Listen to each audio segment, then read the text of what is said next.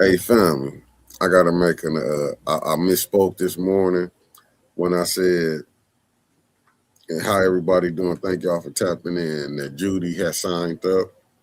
Judy hasn't went down there and said, I'm just telling you, I got a call. I don't want to put out stuff out here. Excuse me. I love to be. When I'm wrong, I come back and say she hasn't signed to say she was running back for the fourth ward. I'm just telling you, she haven't went and picked up. That's what I was told. I'm not gonna tell you who my snitch is in the clerk office, but I got it. I'm just telling you, I got a call and they was like, she didn't, and they was trying to cover me up. So I want to shout out to my connection in the clerk office. I'm out, family.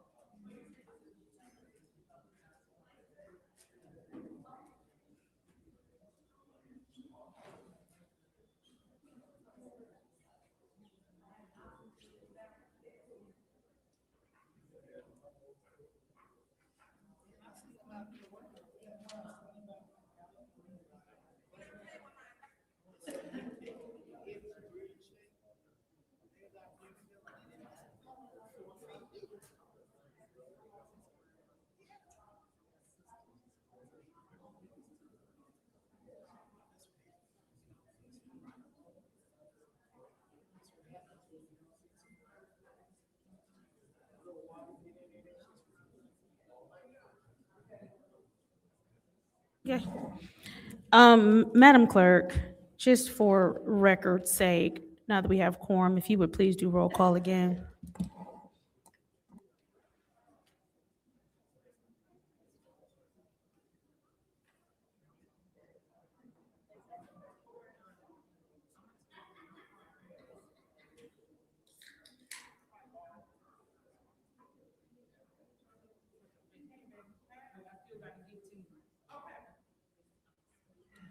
Okay, it is 4:41 PM, and we will redo the roll call. Mr. Alamin is not in.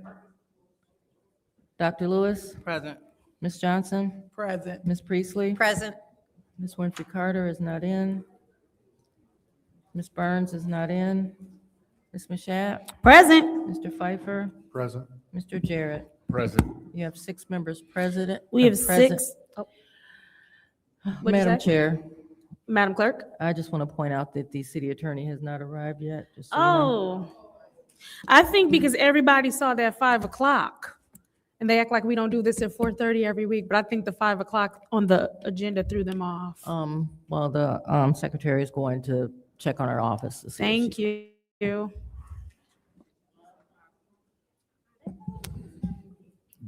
Point of order. Do we need the city attorney for public speaking? For public speaking? No? No? All right. So it is now time for the reading of the disorderly person city code subsection. Any person that persists in disrupting this meeting will be in violation of Flint City Code Section 31-10, disorderly conduct, assault and battery, and disorderly persons, and will be subject to arrest for a misdemeanor. Any person who prevents the peaceful and orderly conduct of any meeting will be given one warning. If they persist in disrupting the meeting, that individual will be subject to arrest. Violators will be removed from the meeting. Are there any requests for agenda changes and/or additions? Madam Chair, Madam Clerk? just for the record, I want to make a note for the minutes that the start time for special affairs is 4:30, and there's a typo on the agenda that says 5 PM. Thank you for that note.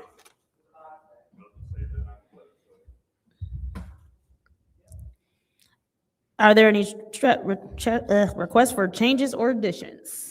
Seeing as how there are none, we will move on to public comment. Members of the public who wish to address the city council. Madam Chair, I just for the, if this says 5 o'clock, did the notice, or this is the only thing on the website, right? No, the notice for the meetings says 4:30 for this date. This is a typo on the agenda.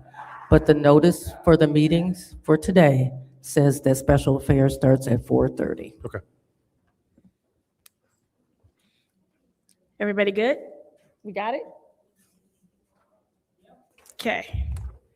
Members of the public who wish to address the city council or its committees must register before the meeting begins. A box is placed at the entrance to the council chambers for collection of registrations. No additional speakers or slips will be accepted after the meeting begins. Members of the public shall have no more than 3 minutes per speaker during public comment, with only one speaking opportunity per speaker. First public speaker, Madam Clerk. First speaker is R.L. Mitchell.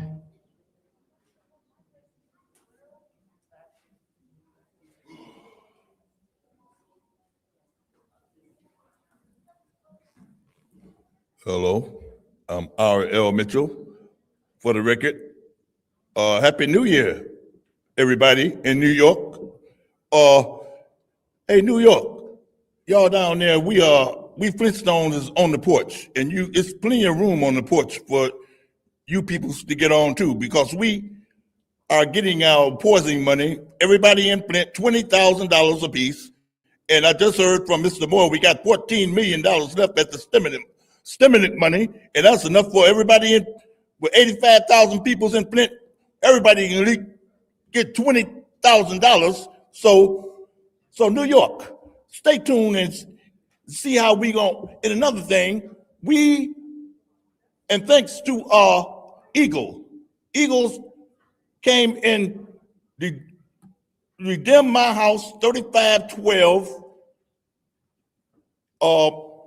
Mildred Street, because my house used to be a club, and it was a waterfall running down there for 15 years. And I got the biggest water bill in Flint, but I had to to put on the radio to keep from hearing that running water under my basement for Dolores, a sanctified woman, to play the gospel all for 15 years, but I found out my roof was bad. The landlord, well, I had a slum landlord and didn't know it. I got on my roof, and he told my payee to keep this, my father's my payee, keep the sun off my roof. And I called the inspector. The inspector said this house is condemned. But then they say it's got black mold in it too. Thanks to Eagle, it is right down the street from Burson Fieldhouse.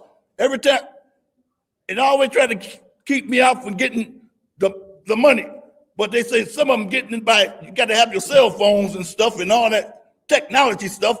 And they want somebody to fight and kill the rest of them off or they won't get the money. Like, like we ain't like Donald Trump. What he done to them dope boys, blast them out of the water, then got their president and put him in New York right in his front yard. The president and his wife in Brooklyn, New York at that. Trump raised up in New York. All they got to do is go down in the subway, when they start shooting missiles over here like Bin Laden did, but he's still dealing with them old drive-by cotton picking, dope picking, tomato picking, or whatever. I can't say a star would say Puerto Ricans and all that to make them, but Shaq, they jumped up. Like I say, ISIS, who they think they is, call themselves jumping on me and just cause somebody going to church and stuffing up. Anyway, Happy New Year, you peoples, and we're going to get paid big time tonight. You'll see. Stay tuned, New York. Next public speaker, Madam Clerk. The next speaker is John Baker or Breaker. How you doing? My name is John Baker. I'm from the 7th Ward. Ms. Mouchant. I've been here for a year and a half. I was asked to come here for the Flint Art Project. We do the murals and everything. I cook for those artists. So in that time, I've noticed a lot of these grocery stores, namely Mr. B's, Fresh Market, all the grocery stores that are here, they're not having enough fresh food. I've actually made videos of all the food that was outdated. Literally the gas station Sunoco right next to this office, the gas station right there. I came from out of town, got off the road, got a sandwich and a juice, both molded, spoiled, can was 2 years old. I'm a chef. I'm Le Cordon Bleu. I was a valedictorian. Basic food practices is to have fresh, edible food. Doesn't have to be delicious. It just has to be edible. So that's what I'm complaining about. Like I said, I've only been here a year and a half, property owner. I'm on Avon condos, there, and I'm here. I went to the mayor's office. I've gone to the health department. I've gone to the Department of Agriculture. I was at the news this morning, and I just wanted to bring it to your attention if you didn't know about this already. To me, it's new, but everyone that I hear and talk to here says this is something that's been going on. I was actually assaulted at one grocery store, Longhorn, because it's like 500,000 views on Facebook and Instagram of the incident where I went in and videoed the food. And as soon as I walked in this morning, I just walked in the store, the owner already had it ready, and they've instructed their cashiers and people to tell when I come in the store, because I'm going to complain. So, and I have everything on video from each store, Longhorn, all of them, Mr. B's, Hutchinson's, Fresh Market, all of it. So I don't think I need 3 minutes. I appreciate your time. Thank you, Ms. Mouchant. Thanks. Thank you. Next public speaker, Madam Clerk. The next speaker is Audrey Muhammad.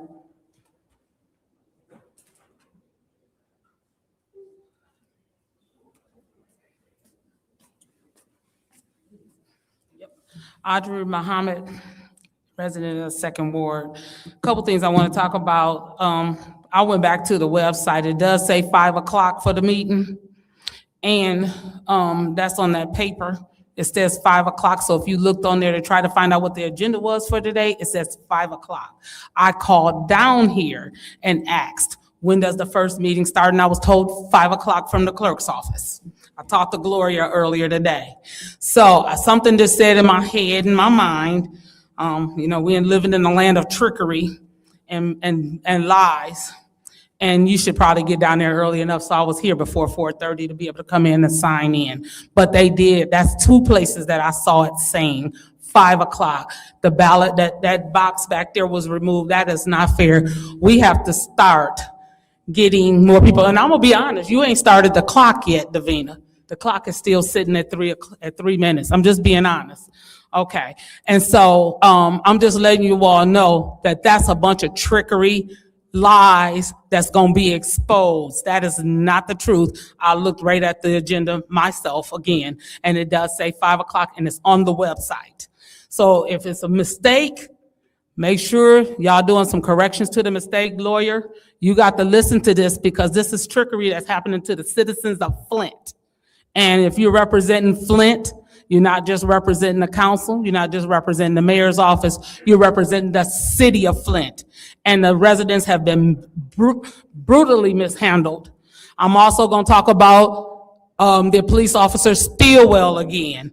Keep coming up in different problems and all kinds of issues in the community. The same officer who knocked on my door and told me he was going to take the locks off of my door if I locked my door again and my daughter couldn't get in. The same officer who went around my house and flashed his flashlight in my window. The same officer I came down here on the 31st of October and filed a complaint, and have yet to hear from Officer Lieutenant Dixon from Internal Affairs about it. Have heard nothing from them at all. Have spoken several meetings concerning this. This is bad for the police. This is not a good time for the police to be doing that. He didn't have a body cam on him. He didn't have his badge where it was seen. He barely had his name where it was seen. This is not good for the citizens of Flint. We have to do better. I would like to hope that somebody would stand up like the police chief in another city did to ICE and said, real police don't cover their face. Real police don't cover their badge.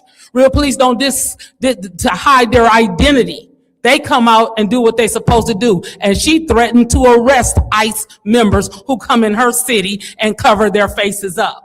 She said they're no better than what we had with the Klan. She's going to come after them. Now, I would like to say something about this. We got the water settlements coming in, and I ask of you, the council, the city, the attorney, anybody in the city, anybody who's listening, after talking to School Board President Joyce McNeil, and we talked about the foster children who are lost in the system, who may not be accounted for with settlement money. They may have been in a foster home and may have not been filed for them.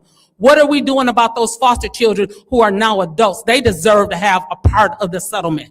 Somewhere or another, there need to be a task force that's going out. Use school records, use any kind of records that you could get. Go in with the other agencies and find those children and make sure that they get their monies too. Thank you. Thank you. Next public speaker, Madam Clerk. The next speaker is Keelani Copeney.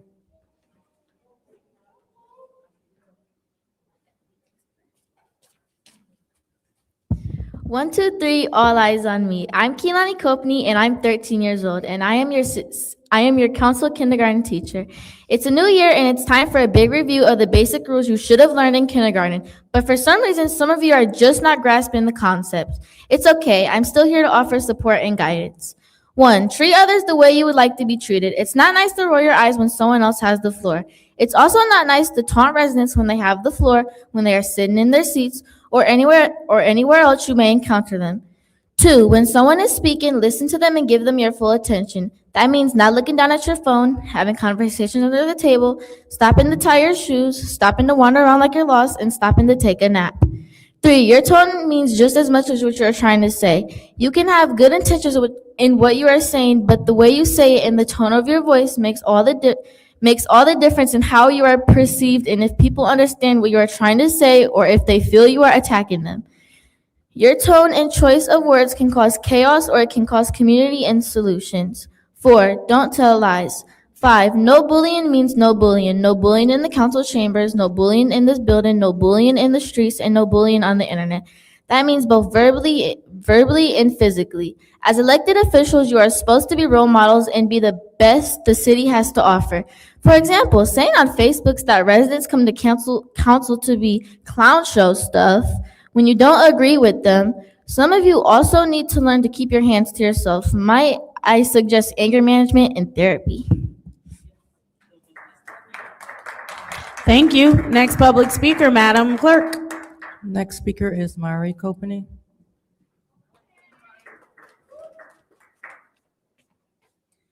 Happy New Year. I got a few things to address today. I know it seems like Flint is in its own bubble and we think the issues we see nationally don't affect us locally, but it does. We have seen the chaos ICE has caused over the past week. We know they are here, and with the directive from bans that they have absolute immunity, we are witnessing their cruel behavior escalating by the minute. What is the plan to keep those most vulnerable in our community safe from these domestic terrorists? Next, it's time to focus on a violence prevention plan. The new year has brought the same violence we keep seeing in our city. It took 27 minutes for the first shooting of 2026 to be reported. And we are also seeing a spike in teenagers and young adults stealing cars. We need to work on something to stop this because it's only a matter of time before these young people end up as a statistic because someone shoots them. We need a plan that involves everyone from the parents to the youth. Even though he's not here, I want to address the councilman in the first ward and the comments he left on my Facebook. It is true, I have never met you or had a conversation with you, but who's the elected official here? I have been doing work in this community for over half my life. You would think leaders would want to support a young person that continues to show up for the community, but by your own admission, you have never left your seat to even introduce yourself, let alone had a conversation with me. Now, on to something positive. December 20th, we held my 10th annual toy shop and resource fair, which was the largest in the city of Flint. We were able to serve over 500 children and gave away over 3,500 toys and 200 coats. While my event was a huge success, it is sad that the only elected official that showed up to support was Councilwoman Burns. It is disappointing to see members of the council pick and choose who they want to support instead of putting differences aside to support the kids in Flint who you were also elected to represent. Not only is it a new year, but it's an election year, and I hope to see everyone on council step up and do what supports and benefits the entire city. Please do your job. Thank you. Next public speaker, Madam Clerk. The final speaker for this meeting is Stanley Wood.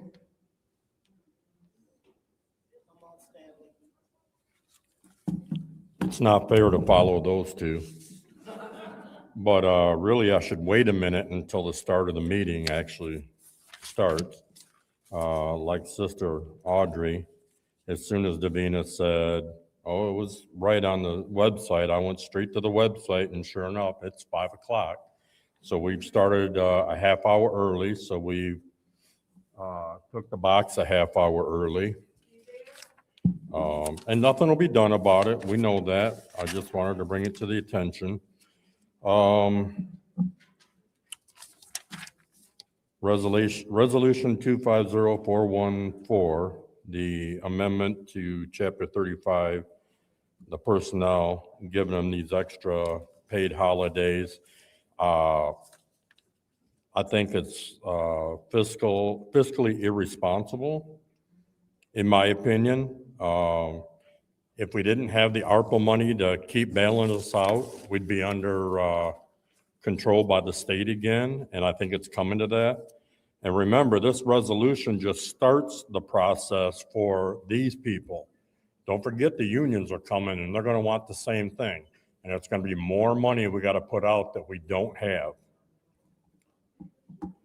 I want to give a shout out to Dustin. I know a lot of you know who he is. Allegedly, he took his own life on the 5th of January. I personally think he was probably suicided by somebody else. He's exposing a lot of corruption in the Genesee County Sheriff's Department and in the city of Flint. It just kind of surprises me. This is a guy that lived for his daughters. I don't see him doing nothing like that. Last thing, Color Law Coalition. If anybody wants to join or help out, we're always looking for more people.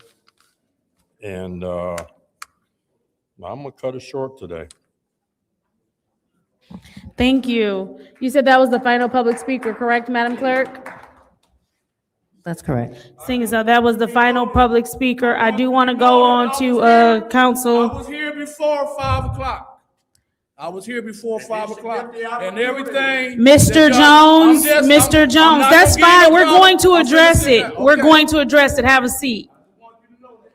Madam Clerk, you said that was the final public speaker, correct? That's correct. All right. Seeing as how that's the final public speaker, it is now time for council response. Madam Chair, Council members, we're going to correct it. We got to get through this Madam- part so she Madam can correct Chair. it. Yes, I Council. make a motion to allow any speaker that got here before 5 o'clock to have their 3 minutes, and I so move. We can't because our meeting time was posted correctly. The agenda was wrong. Madam Chair, Go ahead. Our time was what posted I correctly. The stated agenda was was that wrong. the public notice has the correct time. The Correct. public notice, the agenda does not, because it's a mistake on the agenda, which is a document for this meeting.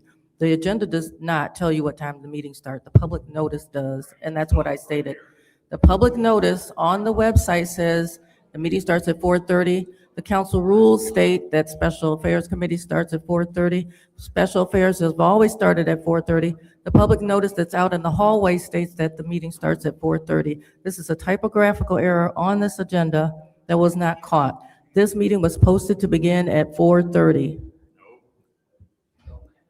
Thank you. Madam Chair, there's a motion on the floor. There is a motion on the floor. Is there a support? It's been moved and properly supported. I guess the clerk just gave discussion, so.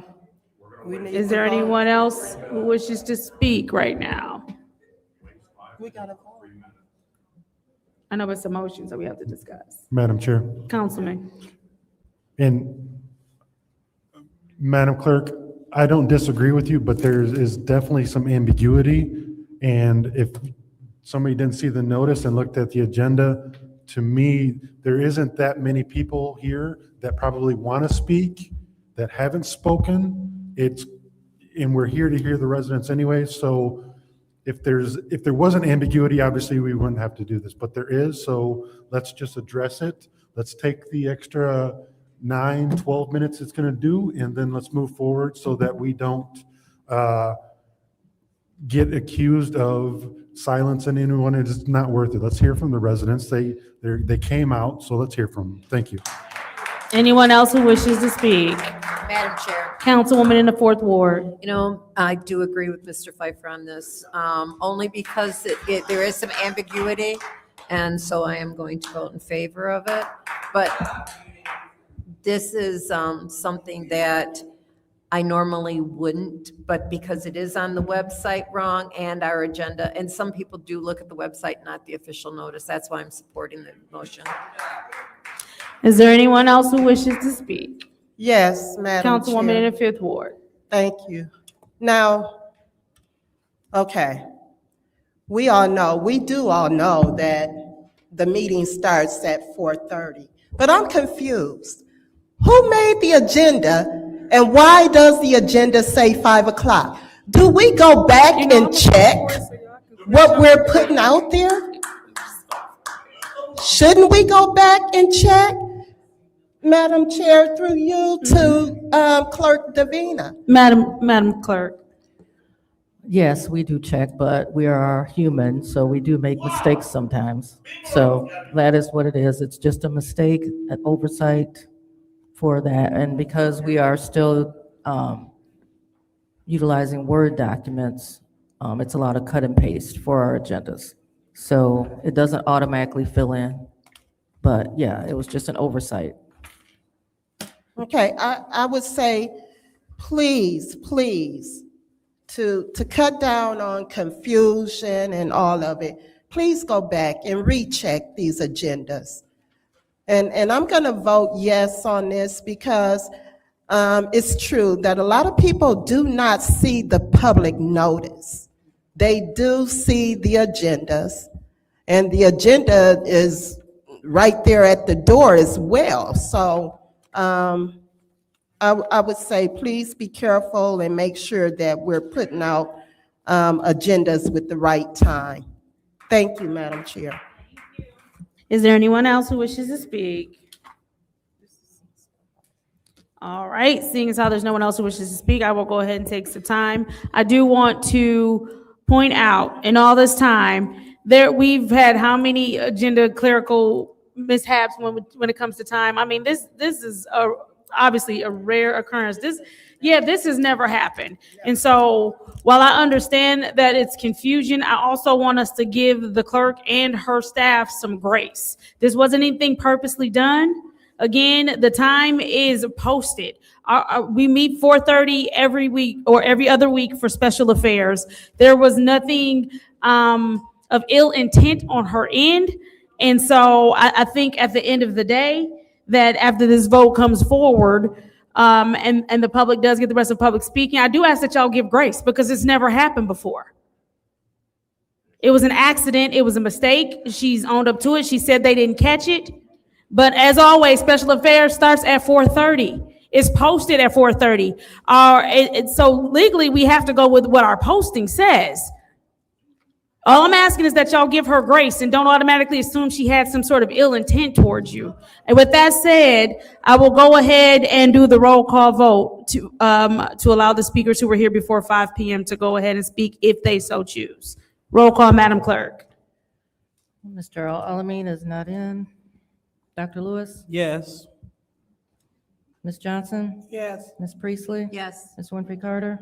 Yes. Ms. Burns? Yes. Ms. Mashat? Yes. Mr. Pfeiffer? Yes. Mr. Jarrett? Yes. The vote is, What was the count? the vote is 8 yes, 0 no. The vote is 8 yes, 0 no. We will go ahead and just ask you all to line up. Madam Chair, Go ahead, Madam Clerk. if I could request that Mr. Moore be allowed to speak first because he did turn in a Mr. late Moore? speaker slip. Okay.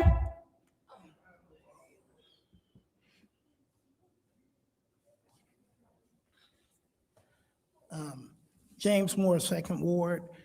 I just want to say thank you for the 8 votes that came through yes. And one of these days, y'all gonna come down here and hopefully so all 8 will be no, which will be something new for the new year. You know, sorry to the clerk for all of the paper mix up, but you know, our city attorney was late and nobody said anything about her in that nice red jacket. But I thought that I would point it out. It's kind of like a stoplight, but we're gonna make it green. It's all good. You know, and hopefully so the next week when we come up, you know, y'all can keep up the good work since this is a year to vote on. And y'all can keep coming up with some yes votes or some all no votes. It won't hurt our feelings none. And I thank the residents for coming out tonight. And before my 11 minutes get up, I'm gonna just say early, talk to you later. Thank you. Next public speaker, Rich Jones.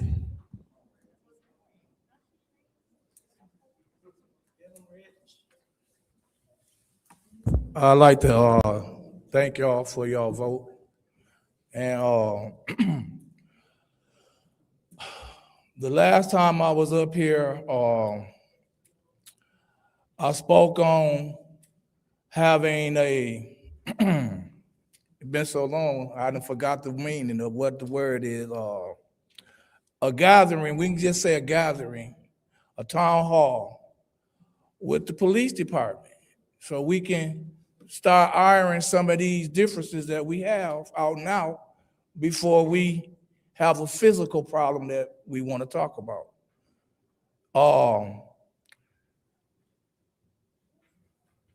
It's been said for years that our police officers supposed to have body cams on. Too many incidents coming up involving police officers with no body cams. Please do something about that if you can. if you can. Some of y'all, it's y'all last couple of meetings on city council. Go out with a bang. I'll take the rest of this time to reach out to the citizens of Flint, especially those 800 plus citizens that signed that Harper funds to where they want to help with their homes and some great business ideas. That the money's gone. Ain't none of it went towards that. I encourage those people to start showing up at city council, to start showing up at community events, to stage protests on your own. You got to stop letting people stand up and get ignored on your behalf, because that's exactly what be happening up here. When the ideal came up to stabilize the water fund and zero balance every citizen's of Flint water bill, never was a discussion. Never was a discussion. Citizens of Flint, this next city council will not move if y'all don't fill these chambers up and let them know that y'all demand change and this is the way y'all want them to vote. Because one or two people coming up here and getting ignored while props takes a conversation ain't it. Thank you. Thank you. Next public speaker, Ms. Claire McClinton. Ms. Young, did you want to speak? Well, council, thank you for listening to the public and voting accordingly. Nobody's up here to crucify the clerk or everything, but it was a mistake made, and this is the way to correct it. I'm hoping that Happy New Year to each and every one of you, and to those of you that are out there that's thinking about running for public office. This is something we want to challenge you about. Who among the candidates will listen and take leadership on behalf of the people? Now, I know that sounds kind of trite or whatever, but right now, and it was brought to your attention last year, Village Shore Apartments, where people's water was cut off, their water tied in with the boiler system, and their heat was cut off as well. Now, there's about only 5 or 6 families left over there, but the question becomes, what can be done about the situation as they try to transfer into other housing? Apparently, the apartment, that one building is 3 in the complex, that one building was deemed contaminated or whatever, and they had to go. So the question becomes, what are you elected officials gonna do about it?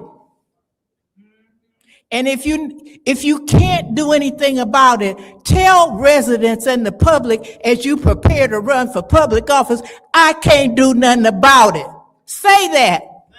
Have the gall to say it and quit playing in our face.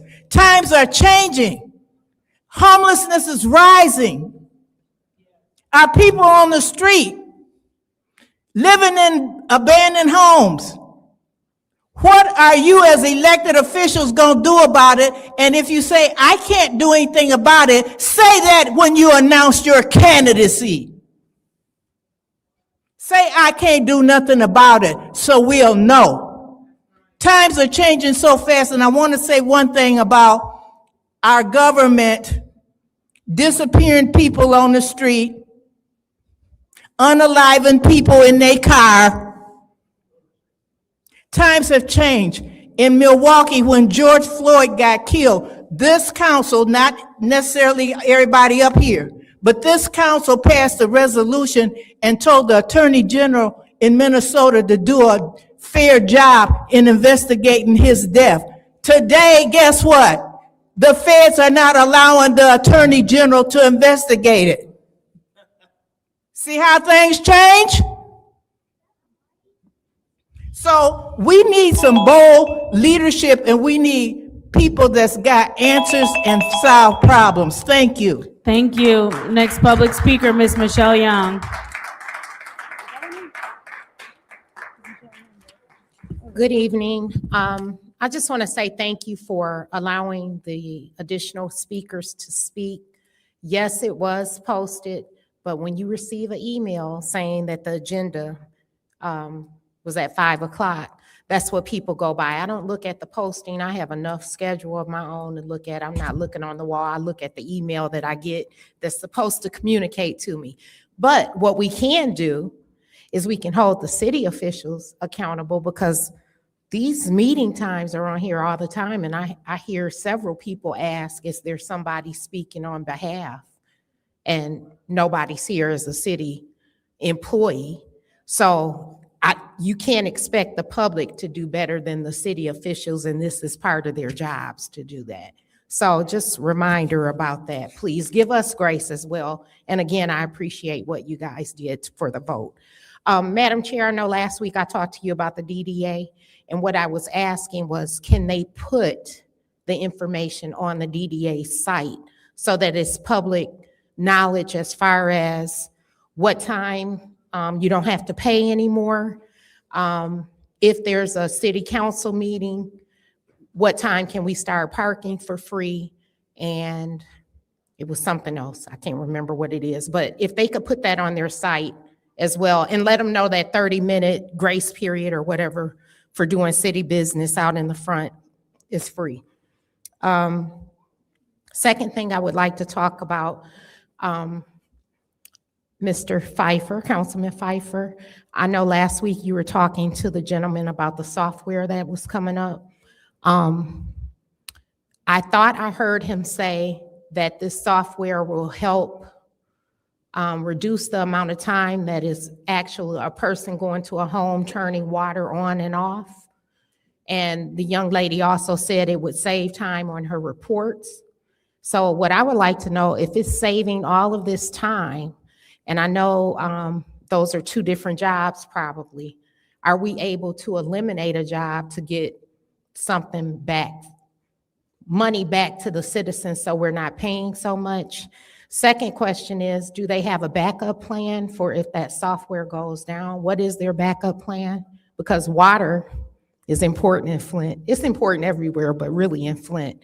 So I would like to know what their backup plan is if that software gets messed up, whatever. So please, you guys, can you ask those questions of the city employees before you agree to that? I would hope there is a backup plan. And I think that's it for this go round. Thank you. Is there anyone else who wishes to address the council at this time? Thank you. Seeing as how there's no one else who wishes to address the council at this time, we can now move on to council response. Council members wishing to respond to public speakers may respond once to all public speakers only after all public speakers have spoken, and individual council members' response shall be limited to 2 minutes. Is there anyone who wishes to speak during council response?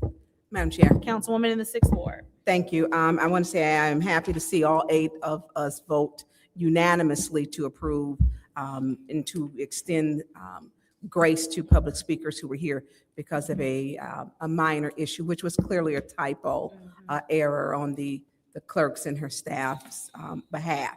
I will say that. I will not be able to speak to everything. Mari, you do a heck of a job for that, and your mother and family and friends went for your Christmas event. I was completely, it's spectacular. Let me say that. And you are worthy of us giving your support and more support. So I hope next year you call me and say, or any event, hey, Councilwoman Burns, I need you to volunteer because I'm there for you. It was so amazing with what you did, and all of you right here who were there. And y'all need to stand up and give yourselves a hand. The moms, Miss Terry, Lulu, y'all are awesome. Those children left out of that building with garbage bags full of toys. I mean, if you went to that event, you were blessed. And so I want to acknowledge that. And I do want to say, Audrey, Sister Muhammad, you need to email Chief Green, tgreen@cityofflint.com, because he's over that. So that's who you need to contact, and I will contact him also. In regards to Village Shores, Ms. Claire McClinton, I got out of my car with Pastor Thompson met me to take them heaters at Village Shore. They had building C is condemned. I have spoken with the public health navigator. We took them blankets, food, water. I know that Cynthia Haynes has been there. And I know that when we talk about feeding the community, the color of law within one, the ladies and the one gentleman have been out here feeding the people for free. And we buy coats for free. I didn't take money. I didn't get gifts for my children because I took that money and said, buy the homeless coats. I want them warm. And so when I work with a group of selfless people, we all need to do that.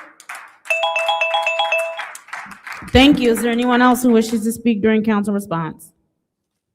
Madam Chair. Councilwoman in the second ward. Thank you. So I would like to address Ms. Muhammad. I know she spoke about wards of the state and the special master. She especially put that in her correspondence to council, and I will read it to you and I can provide it to you as well. It says, what happens to funds put away for children that are wards of the state? Children who are wards of the state or were wards of the state during the Flint water crisis are treated the same as all other children under the terms of the settlement. Children receive payments if they have a legal representative and if they meet the eligibility terms of the settlement. Children who are wards of the state will receive their payments through their legal representative. The court issued an order that allows family members other than parents to be accepted as legal representatives of children. Guardians are also accepted as legal representatives. In addition, the Genesee County Probate Court has appointed guardians representatives for over 200 children in the settlement. Parents who have had their parental rights terminated by a court are not authorized to act on behalf of the child. So if you would like to see that in person, I can definitely send that to you. So hopefully that answers some of your question. Thank you, Madam Chair. Is there anyone else who wishes to speak during council response? Seeing as how there's no one else who wishes to speak during council response, I will go ahead and take my time. I do want to address a couple of comments. I want to make sure I understood you correctly, Ms. Young. What are you asking to have on the DDA website? Is it, and I can't see you because of the lectern blocking, but are you asking to have the 30-minute grace period added to the website? Okay. All right, we'll get that done. I know that there is also a gentleman here who was here earlier, and he was discussing the several of the grocery stores and them serving expired food.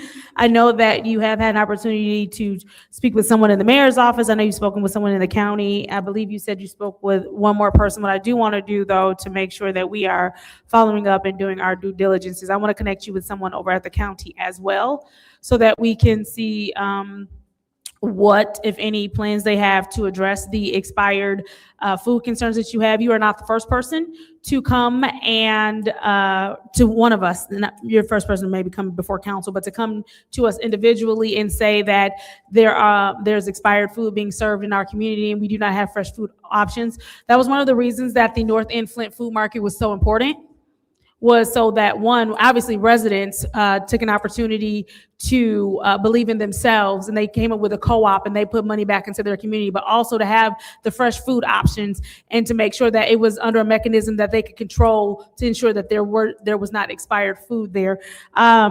Ms. Muhammad, I will ask questions about the body cams, because that is one thing that I wholeheartedly believe that officers should have body cams. Mari, I do thank you for your comments. I thank you for uplifting the fact that ICE is now in our community. We need to pay attention to the fact that ICE is now in our community and the ways in which they have been moving in other communities, and make sure we are on guard for our community. So thank you for uplifting that. Seeing as how that is my time, we will now move on to the consent agenda. What is the pleasure of the body? Madam Chair. Councilwoman in the fourth ward. Separate. No, ma'am. Consent agenda. All items are separated. No consent agenda. There's just one item. I know, but I still have to say we're on the consent agenda. Okay, I motion to approve the consent agenda to council. Thank you. Is there support? Moved and properly supported by the councilman in eighth grade, councilman in the eighth grade, eighth ward. Councilman in eighth ward has moved to also separate the one agenda item that we have. What is the pleasure of the body concerning the one agenda Madam item? Chair. Councilwoman in the sixth ward. I would like to make a motion to leave this in special affairs. There's a motion to leave this item in special affairs. Is there support? Moved and properly supported by the councilman in the eighth ward. Roll call, Madam Clerk. That part. Dr. Lewis, Yes. Ms. Johnson, Yes. Ms. Priestley, Yes. Ms. Winfrey Carter, Yes. Ms. Burns. Yes. Ms. Mashat. Yes. Mr. Pfeiffer, Yes. Mr. Jarrett, Yes. Mr. Alamin is absent. The vote is 8 yes, 0 no. The vote is 8 yes, 0 no. Resolution 250414-T, which is the Code Amendment Ordinance, Chapter 35, Personnel, Article 5, Working Conditions will remain in special affairs. What is the pleasure of the body? Motion to adjourn. There's a motion to adjourn by the councilman in the eighth ward, supported by the councilwoman in the sixth ward. Roll call, Madam Clerk.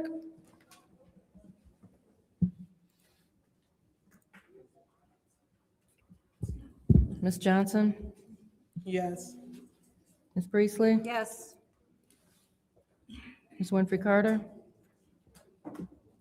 Yes. Ms. Burns. Yes. Ms. Mashat. Yes. Mr. Pfeiffer, Yes. Mr. Jarrett, Yes. Mr. Alamin is absent. Dr. Lewis. Yes. The vote is 8 yes, 0 no. Vote is 8 yes, 0 no. It is 5:28 PM on Monday, January 12th, 2026. The Special Affairs Committee meeting is adjourned.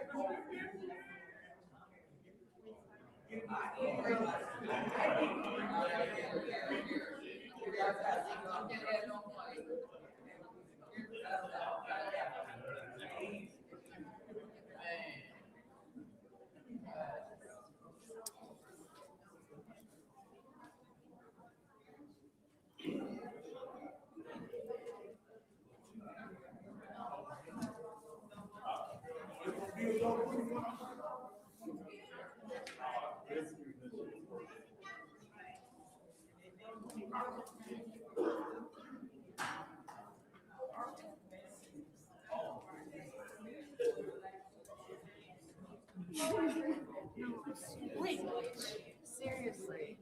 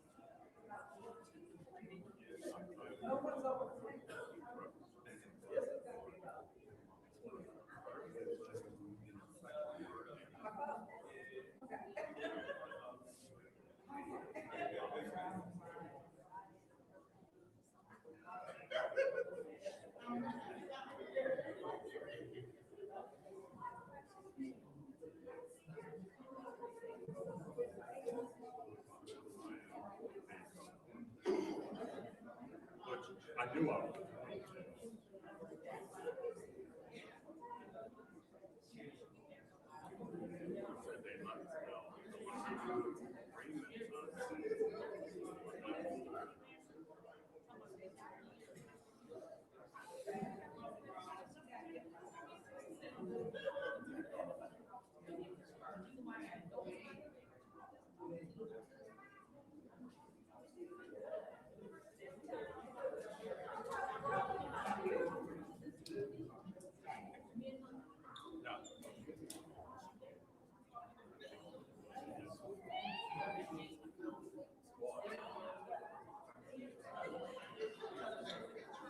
Right, I agree.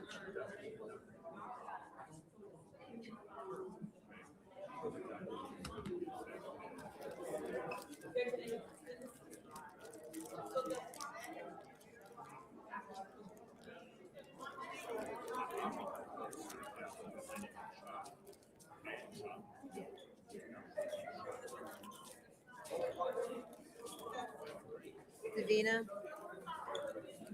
do you know if a public notice was sent out about the EDC meetings? Okay, just wondered. Okay.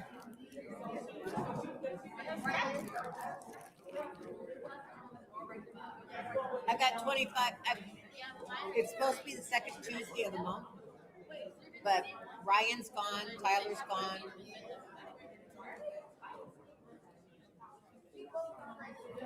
I talked to Ed, he doesn't know anything either.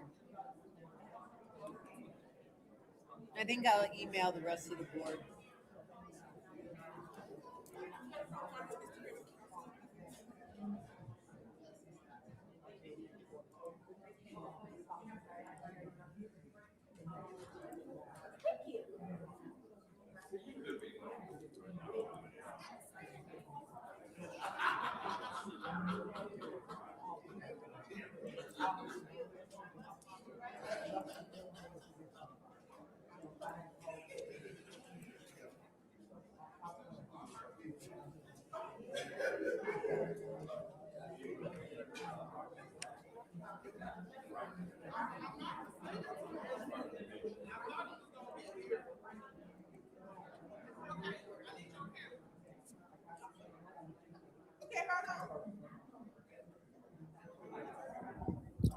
If I could ask council members to take their seats so we can start this city council meeting.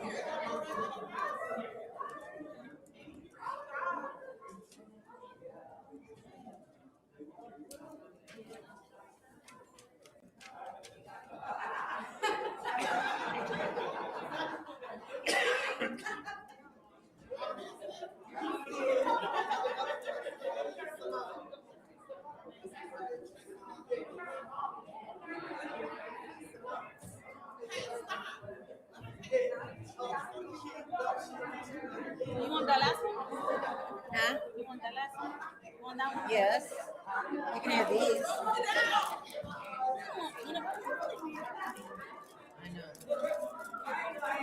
I got these first. Dennis, you're not separating anything, are you?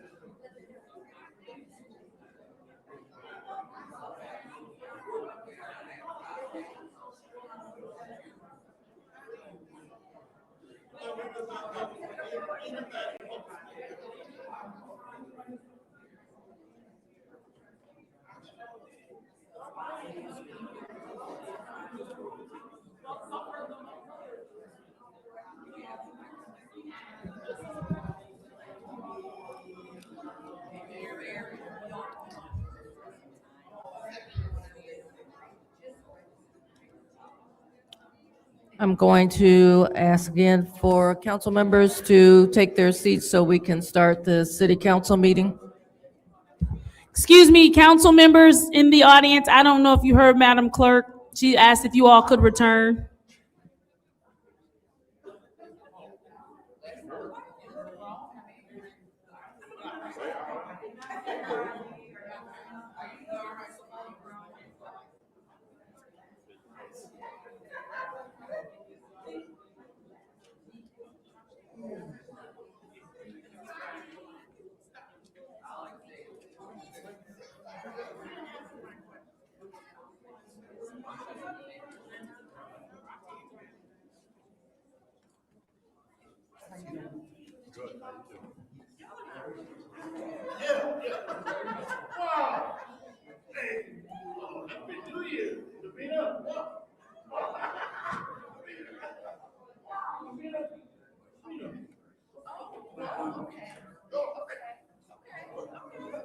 Now, Ms. Johnson, you know you have to go out on a date now with them to sing karaoke. All right.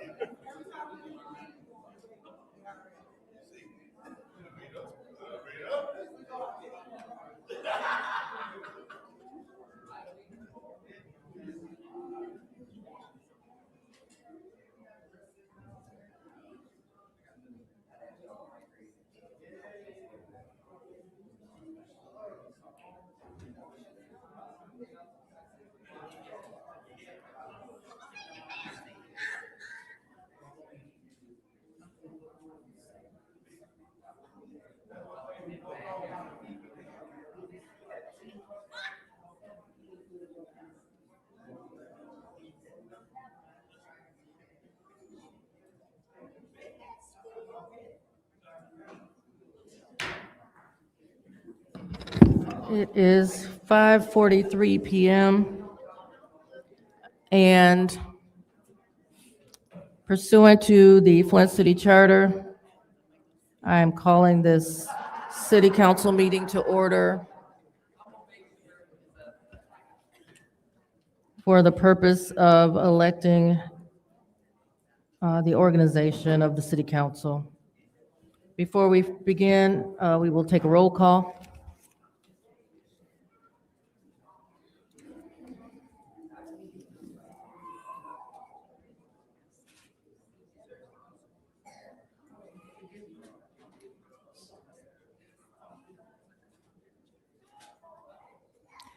Mr. Alamin is not in. Dr. Lewis? Present.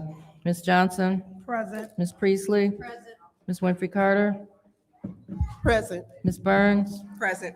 Ms. Mashat? Mr. Pfeiffer? Mr. Jarrett? Present. There are 8 members present. Madam Chair, or Madam Clerk, excuse me. Ms. Priestley? Yes, I'd like to make a motion to postpone the election for leadership to our next council meeting. Ms. Priestley has made a motion to postpone the organization of the city council to the next regularly scheduled city council meeting, which will be January 26th. Is there a second for her motion? Support. Supported by Dr. Lewis. Take a roll call on that motion. Mr. Alamin is not in. Dr. Lewis? Yes. Ms. Johnson? Yes. Ms. Priestley? Yes. Ms. Winfrey Carter? No. Ms. Burns?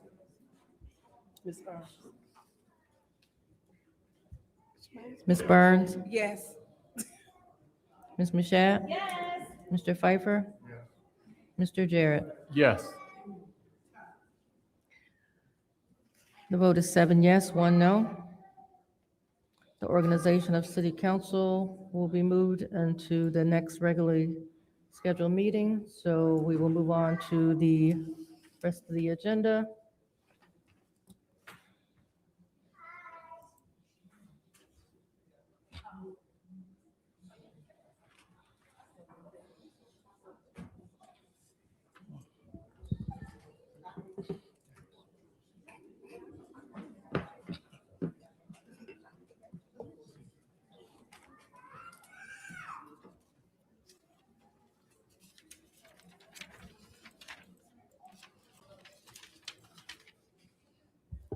Now it's time for the Pledge of Allegiance. Mr. Pfeiffer, could you please lead us in the Pledge of Allegiance?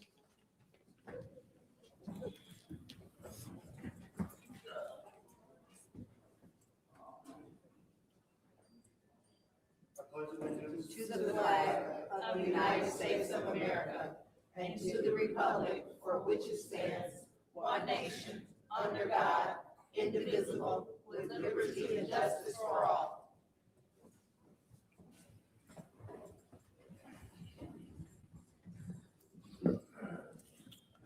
So now it's time for the prayer of the blessing. But before we do that, we would like to acknowledge anyone that may have transitioned. Anyone have anyone they would like to acknowledge at this time? Yet. Go ahead. Yes, Madam Chair. Go ahead, Ms. Winfrey Carter. I would like to ask for a moment of special prayer for some bereaved families, for the family of Mrs. Carol Towns, for the family of Mr. Lee Johnson, for the family of Miss Janice Harden, for the family of Mrs. Ella Polk, and of course for the family of Mrs. Judith Nolden.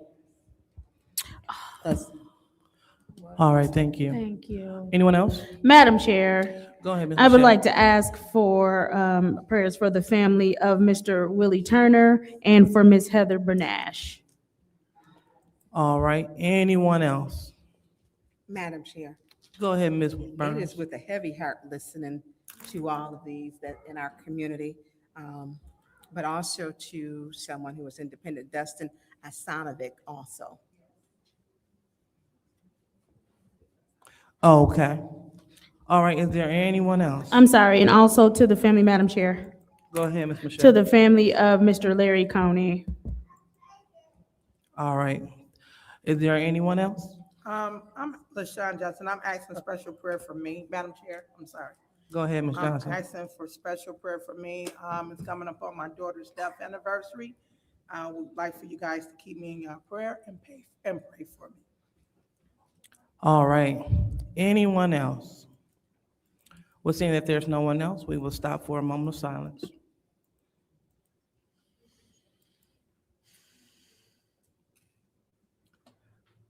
Okay.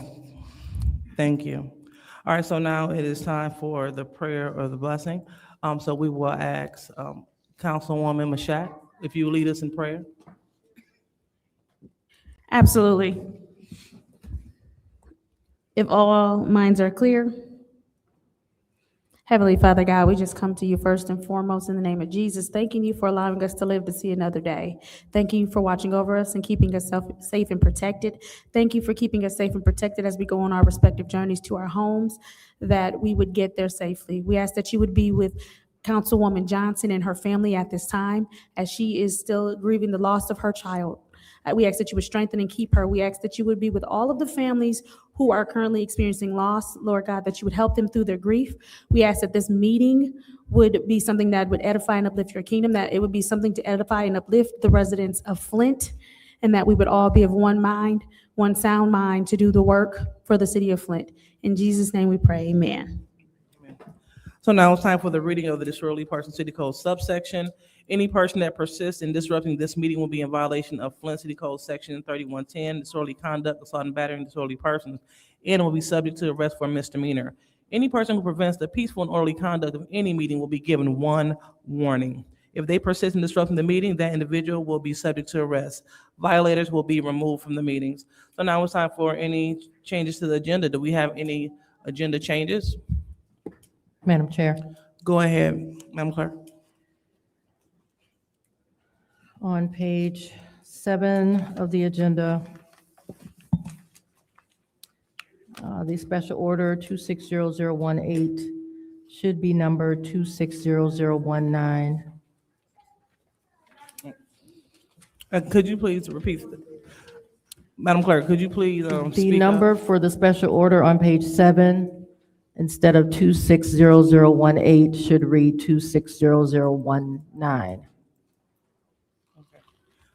All right, and we're referring to the discussion item, correct? That's correct. Okay, thank you.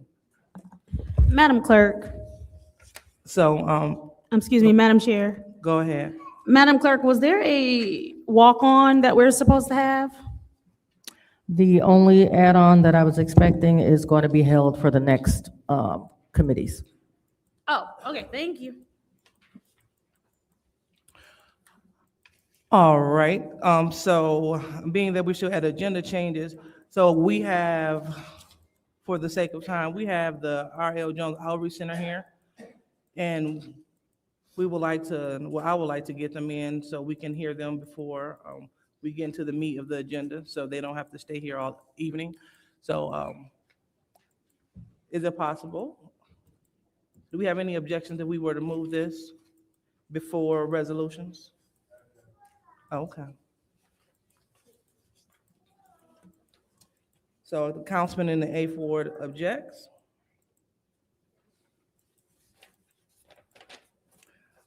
All right, well, we will go on to the first item, which is the public hearing. And the public hearing is for, it's 250413.6, the public hearing, the ordinance number 25413, an ordinance to amend the Flint City Code of Ordinance, Chapter 50 zoning map. And before we go on with the hearing, we would like to get a briefing from the attorney. Good evening, council members. For the public hearing that's on your schedule for this evening, as you stated, it's just an amendment. It has gone through the proper procedure as far as going to the Planning Commission, and they have made a recommendation to approve. Thank you. Okay, thank you so much, Madam Attorney. So now it is time for the public hearing. Madam Clerk? Any member of the public that wishes to address the council for this public hearing will just walk up to the microphone, state your name for the record. You do have to be germane to this public hearing, so you can only speak about this zoning map amendment. So anyone that wishes to address the council would just walk up to the microphone and state their name for the record. Are you through yet, Madam Clerk? Madam Clerk? Madam Clerk? Okay. I'm Ari L. Mitchell. I live at 759 East Linden Avenue. About this zoning situation in Flint. Just like I say, I stayed on 3512 Mildred Street, the shortest street in Flint. And Eagles got a way of calling their inspected my house and found black mold, they say, and told me don't take no furniture, nothing that you own in there, leave it in. You don't live here no more. You live on 759 East Linden Avenue now. I went over there. They got a way of zoning people's out of getting, just before I'm finna get my money situation in that neighborhood where Holy Temple is, on Mildred Street, and they call themselves zoning in Laredo, a 501 Laredo. And now I hear the city clerk talking about it's approved before we even have a public, just like that. Zoning peoples out for the ISIC peoples can check them while you walk in the street to get it before you even get in your new houses. Who are you, where you going, and all that stuff. And you people think it's all right. Well, and then when you check them, beating up an ISIS dude, the whole neighborhood come and help to hold the dude down, get the dude off the ISIS dude, and then the ISIS dude get up and put a cap in his head. They did that whole lot down on Lippincott, and they thought it was me. Called my folks, told me, where your sign at? I'm supposed to be grown. Call my mom and daddy. I was on my way to church. The dude called himself walking where I walked, and get black. And the dude and the people's like, own kin folks don't even much cause a fuss about it. Yeah, like it's normal. But they said, we look into it, Mitchell, don't worry about it. But, like I say, like you say, gonna have Holy Temple here before, but y'all just like, get a Holy Temple all they need, just like you did the Salvation Army. But the Salvation Army gave the money back because they got so much money there, like they too big to accept all that junk. Money ain't nothing in this city. But like I say, I'm still out in these drunken streets of Flint. Why you let them ISIS people take off all the dope money over on St. John? If the rope was lubbied up in Gene, they probably turned over in their grave now. Somebody got to negotiate with them, that white boy and the black boy over there on St. John Street at the road. It's the only thing left over there. I used to live at 3020 St. John Street, right next to that 5 and 10 cent store when I first come from Georgia. 3 years old. And Lubby Duck, I was the only gang I know. Lubby Duck, he a decent kind of game, but he was in the house. Anyway, stay tuned, America. My time is running out, and they're finna cut somebody else. R.L. Mitchell's one. Point of order. All right, there's a point of order, We have not held the public hearing. That was scheduled before a public comment. You said we have not held a public hearing. Before public comment.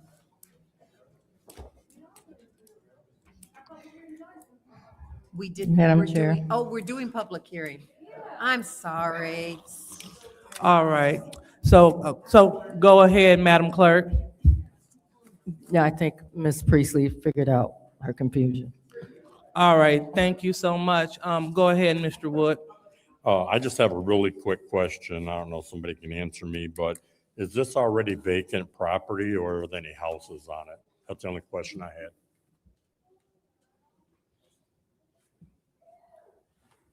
All right, thank you. I want to second what Mr. Wood said, but if there's no houses and it's just open spaces, what I'm reading, open spaces to a production center, and if that means jobs, then we need jobs. So, thanks.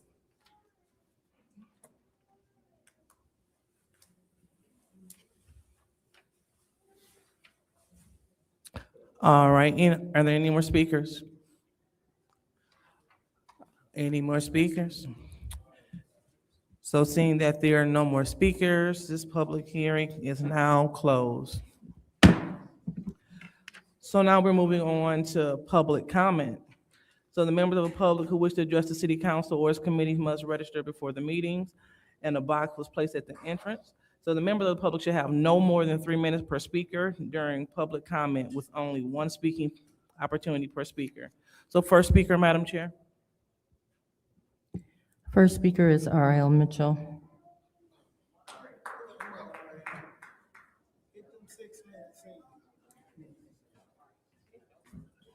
Like I say, I'm R.L. Mitchell.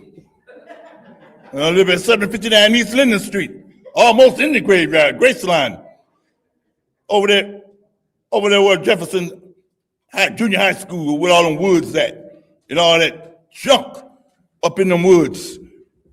A little, like, I went to see a movie this week, and I was in it, Wicked for Good. But that's the only movie they had showing, but when I seen it, wow, I liked the movie because it looked like my friend. I got friends like Tarzan was tearing that black woman up, boy. Woo-wee, I like that's the pretty, and her sister got the house and a little dog too, Miss Priestley. And then I went back because I'm still feeling homeless. 2 weeks in a row, I went to see a movie. The other one was David. I thought it was for a kid. I was the only one in it. But that was about the Middle East. Like Trump been making way for the king of the universe and kick ass. Oh, I said that. Oh, Mashak, say something. Anyway, boy, I lost my gloves the other day. But anyway, I was about this house situation, like the house is over there by Thread Lake. They say they're going 2 days after Christmas, they're gonna put everybody out. But I hear they done ran away. The slum can't find them. So, and but the people's in here at least got the places to go. But that's what Flint has become. When you finish check the landlords, they take off and jump on people's payee, and the payee act like you don't know what's going on, and you're still homeless and all that junk with grown folks' money. And like they say, man, you're a grown man. Why you let people take your? People wrote me a $6,000 check over on Miller Road, and then she looked at me and said, "Wait a minute, sir, she give me that check back." I gave it back. I was going to fix my own roof on Mildred, 3512 Mildred Street. And then the Jordan College did the same thing. Girl, the junkin' wicked people crying, don't know why they cry. I mean, all kind of people from Africa, rubber people, and then blew up the mic. I did, but I don't complain. But anyway, Flint is gotta be dealt with like Trump dealing with Brooklyn, New York, his own neighborhood. Because I was I feel like I'm home alone again for Christmas, and my time is running out. So stay tuned, America. Mitchell, talk. All right, next speaker, Madam Clerk. The next speaker is John Baker.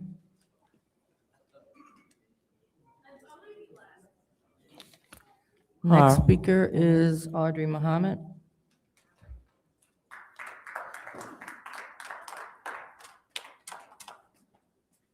All right, thank you. Audrey Muhammad from Second Ward. First, I want to speak again, for clarity on the agenda from before. I'll just have to say this, copy paste, the time shouldn't change when you copy and paste. And that makes me say, go back to voting, because there has to be an accountability, because we had too many voting ballot boxes that wasn't secured properly when they was turned in. And with my thing is, where's the supervisors that was responsible, and what happened to them? They shouldn't be working again this next couple of elections. If they messed up the first couple of times, I know if I mess up on my job, I'm gonna be held accountable. I'm gonna get rolled up, and if I mess up 2 or 3 times, they gonna fire me. So those people, even if they just only work one day out the year, one day every other year, they should not be working again. We need to make sure that you all kind of follow through with that and make sure that the people and the citizens who vote have confidence in the voting process. They lose their confidence when it's not taken care of, and then we automatically think something suspicious is going on. I just would like to say, please be more respectful of the people time. If we're saying it starts at 4:30, then all the council should be here at 4:30 and be ready to start the meeting on time. Be respectful of not only just our time, but the time that's supposed to happen. Be here on time. We won't have that thing. I appreciate the information that was given by Councilwoman from the Second Ward, Liddell Lewis. However, that's not the answer to the question that I was asking. Those things we already know. We already know that there was a responsibility that was written in the process, but there's no follow through. I'm saying there are legitimate foster children out there who was not accounted for. There's nobody out there looking for them. I know it is thousands of them out there. I spoke during Kwanzaa to one in particular who we gave information to, but think if it was her, how many more of them did not get the information, don't know where they're supposed to go. They're lost out there in the system. So there's an accountability. If it's from you all, somebody who listening, someone stand up and take accountability. I don't have access to records. I can't lead them in that direction, but there's something that could be done to help those foster children. The foster mom couldn't legitimately file for them. Did the state do it? Nope, they didn't do it. Who did it? The mom. If the mom was displaced for whatever reason, she probably didn't do it. There's some accountability and some help that could happen to these young adults who are out there now who was victimized by the poisoning of the water. We know that happened. We already know we didn't get what we should have as a homeowner. Didn't cover the water that I done bought over the years, nor my water filters for my whole house filtration system. Let's at least help those children. Thank you. Thank you. Next speaker. Next speaker is Keelani Copeney.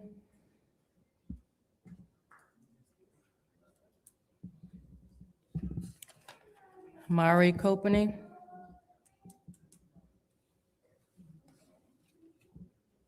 All right, so not here. Next speaker is Stanley Wood.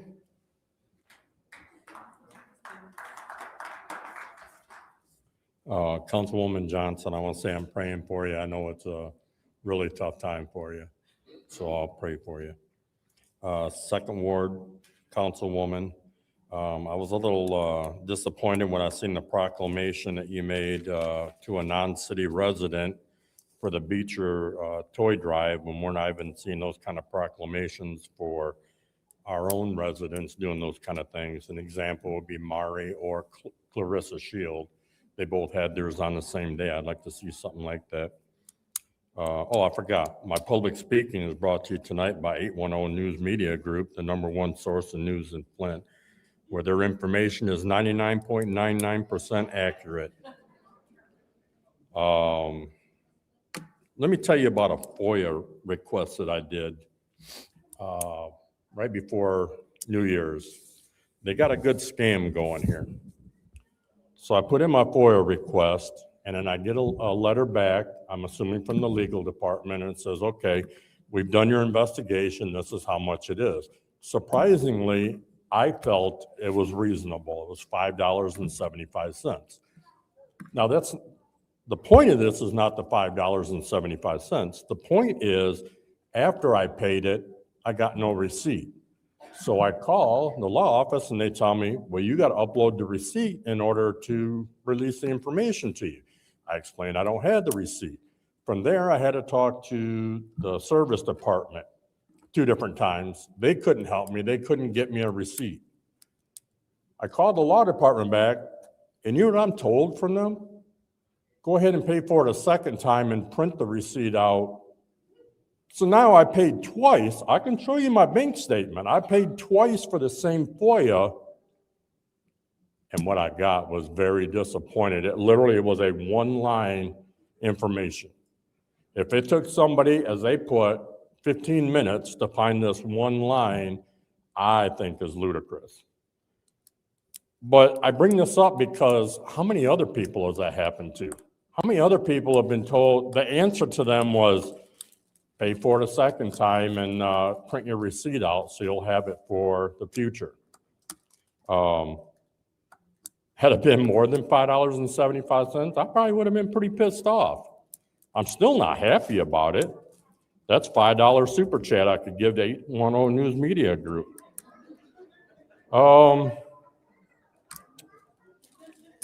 Councilman Pfeiffer, thanks for the motion on the public speaking. I don't have enough time, but there was also another time where the meeting was supposed to start at 5 o'clock and it started at 4:30. I can give more information on it if anybody wants it. Thank you. All right, next speaker, Madam Clerk. Next speaker is James Moore.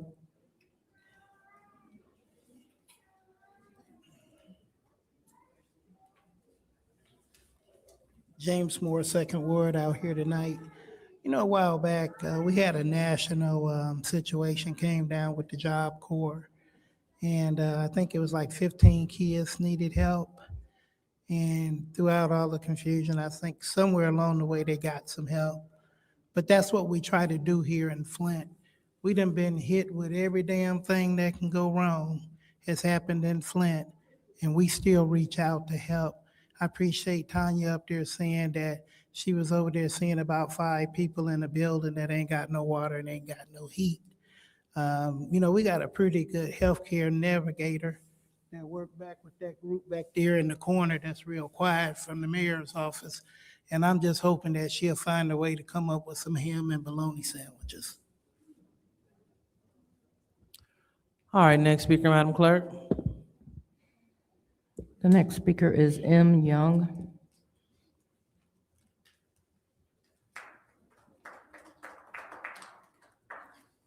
Good evening again.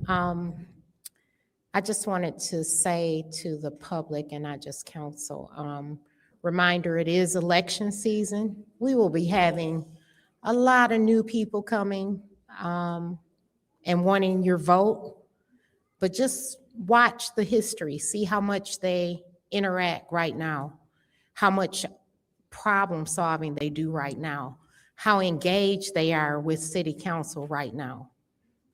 Watch it. Don't vote for somebody who hasn't been engaged with the council or the city and the problems that we have. Second thing, quick question to Councilman Jarrett. If you know anything, since the winter taxes will be coming due, I think in February sometime for the property taxes, are you aware of any programs, principal resident exemption programs, or any ways that we can reduce property taxes for our elderly or people with low income so that they don't lose their home? I'm worried every year about all, you know, that 160 group of homes that were lost. I would like people to remain in their homes that have paid their homes off, and the only reason they're losing them is because they can't afford their taxes. So let's be proactive. I know you know a lot about finances. That's why I asked you about it. If there's anything that we can bring ahead of time and maybe post somewhere or even take it to the senior citizen places to get at least the seniors. There's not really a group that meets where we have young people that may be homeowners, but anything to help with their taxes so we don't have a group of people losing homes again. Another thing, I'm going to go back to the residency thing again. I know we talked about it last week and it was funny, it's only Tanya that has to do it. But residency is a problem for people that represent us. I don't know if the laws or rules are already in place, but is there any way we can look into anyone that owns a home, that we make sure their homestead taxes are to that ward? That would be a second check. We just got to get better with this voting process. Also, I would like to ask, can we get an org chart from the city I know it's been asked 100 times. I would like to have an org chart, please. And we still need the water pipes done. We need an update. How far are they along? Thank you. Next speaker, Madam Clerk. The next speaker is Sandra Jones.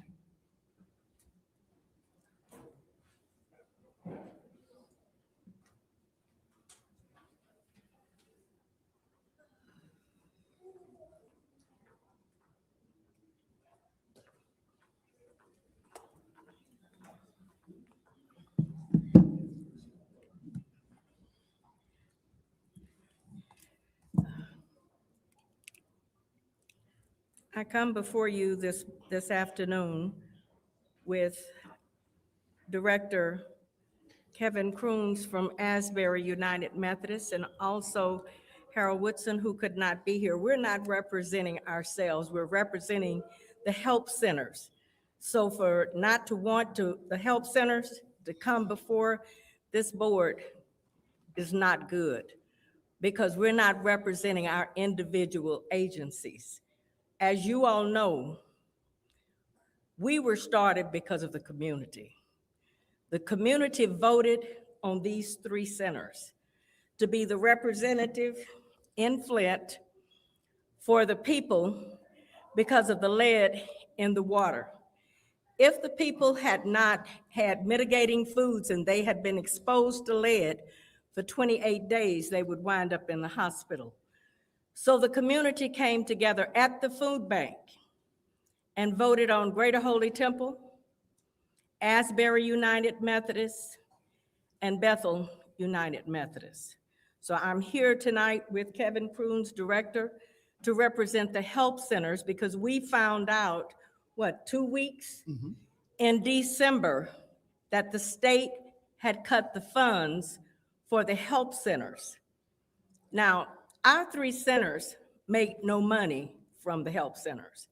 That money goes directly to the food bank, and the food bank distributes the food to us. We're in an environment today where no one volunteers. So the people who are working on my day is Thursday, Tuesdays for Asbury, and Monday for Bethel. We pay out of our other agencies, our own personal agencies, for the representative. I heard the gentleman talking about Job Corps. Job Corps young people come and work for me every single Thursday and have been doing it. Well, you can have that look on your face if you want to, but it's a fact. They come and work because they don't have any other place to work. And we pay them $10 an hour. And most of you have been there to see them. When they didn't have a place to stay, it was Mother Jones who sent letters and emails all across everywhere, even to the US government for them and to CS Mott and everybody. We all stand together. We met today with the food bank. I see my minute, but I need to read this to you quickly. The overall food insecurity rate in the county is 17.4%, affecting 70,490 people in Flint. The neighborhoods with the highest rates of food insecurity, this is from the food bank, are insecurity in zip codes 48503.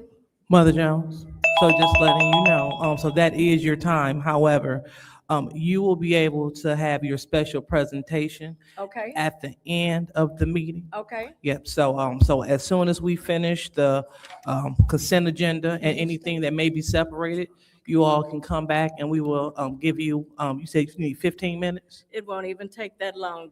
We just wanted to finish reading the statistics. So, and allow you to, if you have questions for us at the end, we'll be here. That's all. Okay, yeah, that'd be great. Yeah, so we could give you that time at the end, probably allocate like 15 to 20 minutes just in case they have any questions, so we can answer and so we can make sure that we take care of our residents. Is that Okay. fine? That's fine. Okay, thank you so much. Good. Thank you. The next speaker is Jaquindra Brown.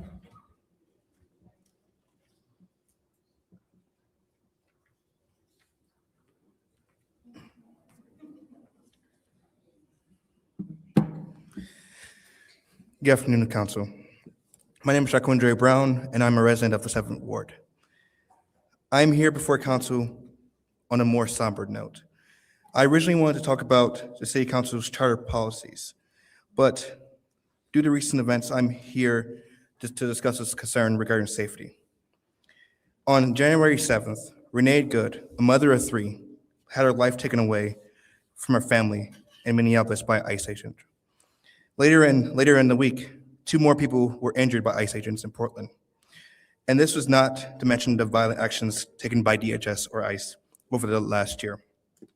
I want to make sure that the increased aggression ICE has towards innocent civilians across this country does not take place here. And to do this, I'm asking for 3 specific measures to help ensure that what happened in Minneapolis does not happen here. 1, a resolution that states the City of Flint stands with its immigrant community and condemns the violent actions taken by the ICE agents and DHS in Minneapolis. 2, an ordinance that will hire more lawyers to protect immigrants within and around Flint when they either receive mail or emails by DHS in regards to unlawful deportations, when they go to a court hearing due to potential updates with their immigration status, and also to U.S. citizens who are affected as well. And lastly, an ordinance that will require ICE agents to be unmasked if they plan to perform any operations within the city. We all have families that we love and cherish. No one should be forcefully removed from their loved ones. There are now too many people in our community who fear going to work, who fear going outside because of their status. And I want to make sure that everyone knows that they belong in the city of Flint. I know the council here truly cares about the city and only wants the best for it. And I believe that implementing these policies and these measures would do just that, building solidarity and community by saying that no matter where you were born, if you live in Flint, you are a Flintstone, period. Thank you. Thank you. Next speaker, Madam Clerk.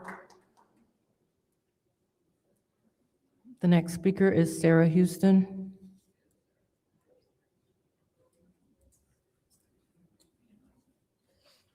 Sarah Houston, 6th Ward. Young men like that give me hope. That gives me goosebumps. That just gives me hope right there. But first and foremost, I must always say that I am a CODA, child of a deaf adult. I am a parent to a deaf 16-year-old son. We live here in the city of Flint. Not my mom anymore. I lost her in March last year. But anyway, and I just want to see interpreters. You guys know that. I came straight here from work, working in Brighton, came straight here, rushed, ran in the door so I don't miss that box, and made sure I come here to say that. I also wanted to say, Mr. Pfeiffer, I am sad to see you go. And I want to thank you for giving a damn about our city, regardless. So thank you for your work. I really appreciate you. Other people are going to leave too. I have this gut feeling, and there are important people that are here, and I hate to see you guys go, but I am very grateful to meet you and know you and see your service and your love for this city, and I appreciate you, so thank you very much for that. Judy, you had spoken at the last meeting when somebody was asking about ARPA funds, and as a person who was a financial manager, the first thing to say is FOIA the information instead of being transparent. Says a lot about you, that's for sure. Ms. Johnson, I'm praying for you always, and I am so sorry about your loss, and nothing but love for you, for sure. Ms. Liddell, I think you just want a lot of power around here. I mean, you guys are going in circles about the presidency. You ain't even voting for your girl. I'm like, dang, you can't even have your girl back because you want to run it so damn bad. We could have been over this a long time ago, like for real. This is ridiculous. Grow up. Mr. I don't even know what to call him, ain't here today. We know he don't belong here. And those who support him, especially those women, because the men don't even, the all women that support him, it's very sad and sorry as a woman to support a narcissistic person who abuses women, and y'all know he does it. I don't want to hear guilty and till proven innocent, because there's a lot of dead women out here whose dudes wasn't proven innocent. So that's all I'm going to say today. Thank you, everybody. Have a great evening. Next speaker, Madam Clerk. Next speaker is Rich Jones.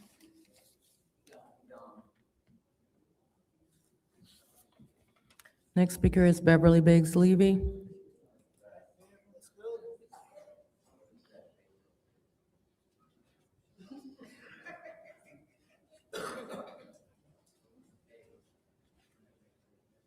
Hi, my name is Beverly Biggs Levy. I'm running for the 3rd Ward City Council seat.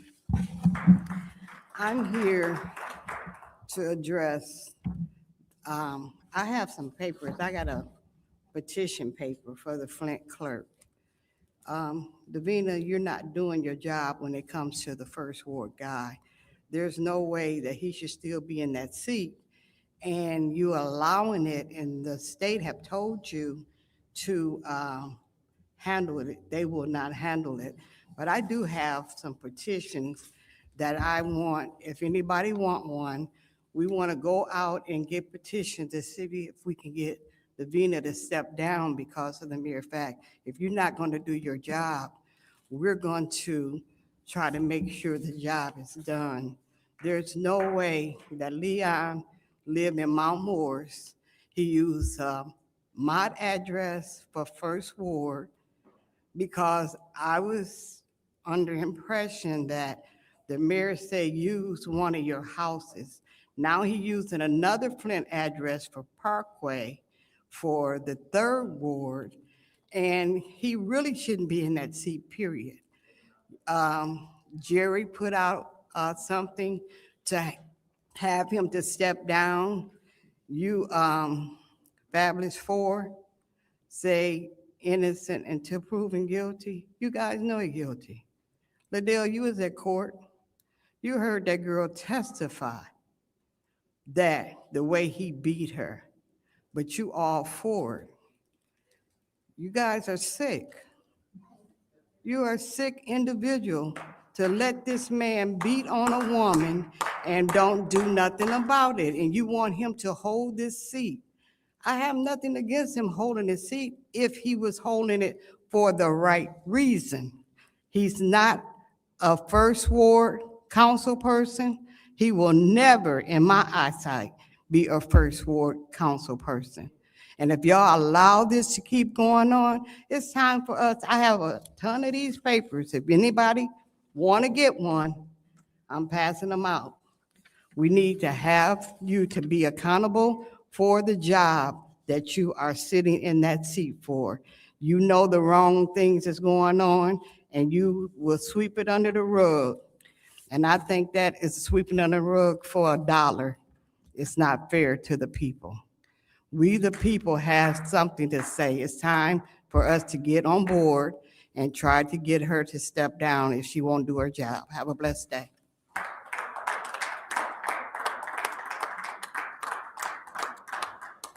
Next public speaker, Madam Clerk. The final speaker for this meeting is Claire McClinton.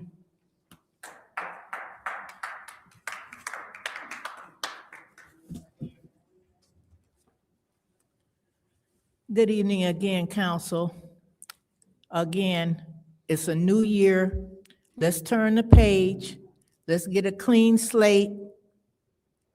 There's a lot we could talk about that happened in 2024, and it's not pretty. Our city was once a symbol of middle-class advancement through our great unions. We had first, as far as civil rights, with a Black mayor in a city this size, a publicly voted and passed ordinance for open housing. We were the first. We are the first in so many social justice events, and yet we have not had, not just council, but other leadership has not lived up to our legacy. So I hope not just this group who may or may not run again, but anybody that's thinking about running for a seat in this town and in this state, need to hold account about what you have done and what you're going to do to resolve these awful, inhumane conditions that we're dealing with in the city of Flint. We got the legacy and the history to say we can fight our way out of this, but we don't have the leadership in our elected officials that reflect that. It's such a disconnect between the experience of the people and the leadership that we have. And I'm not going to recount all of the disrespect and humiliation that residents who come to these meetings have faced. We ain't gonna talk about that. We ain't gonna talk about the governor and all them got away with murder as it relates to the water crisis. We ain't gonna talk about the paltry compensation that we're getting. We're not gonna talk about the failure to prosecute those responsible. We ain't gonna talk about all that, but we've got challenges that's bigger that we have to face. And again, going back to the Village Lake Apartments, we want to hear what you as council people gonna do about it. Now, Tanya, the group that you work with, Color of Law, and other groups that's volunteered, Pastor Thompson, Cynthia Haynes, Democracy Defense. Sorry, Let's see what you're gonna do. Thank you. All right, thank you.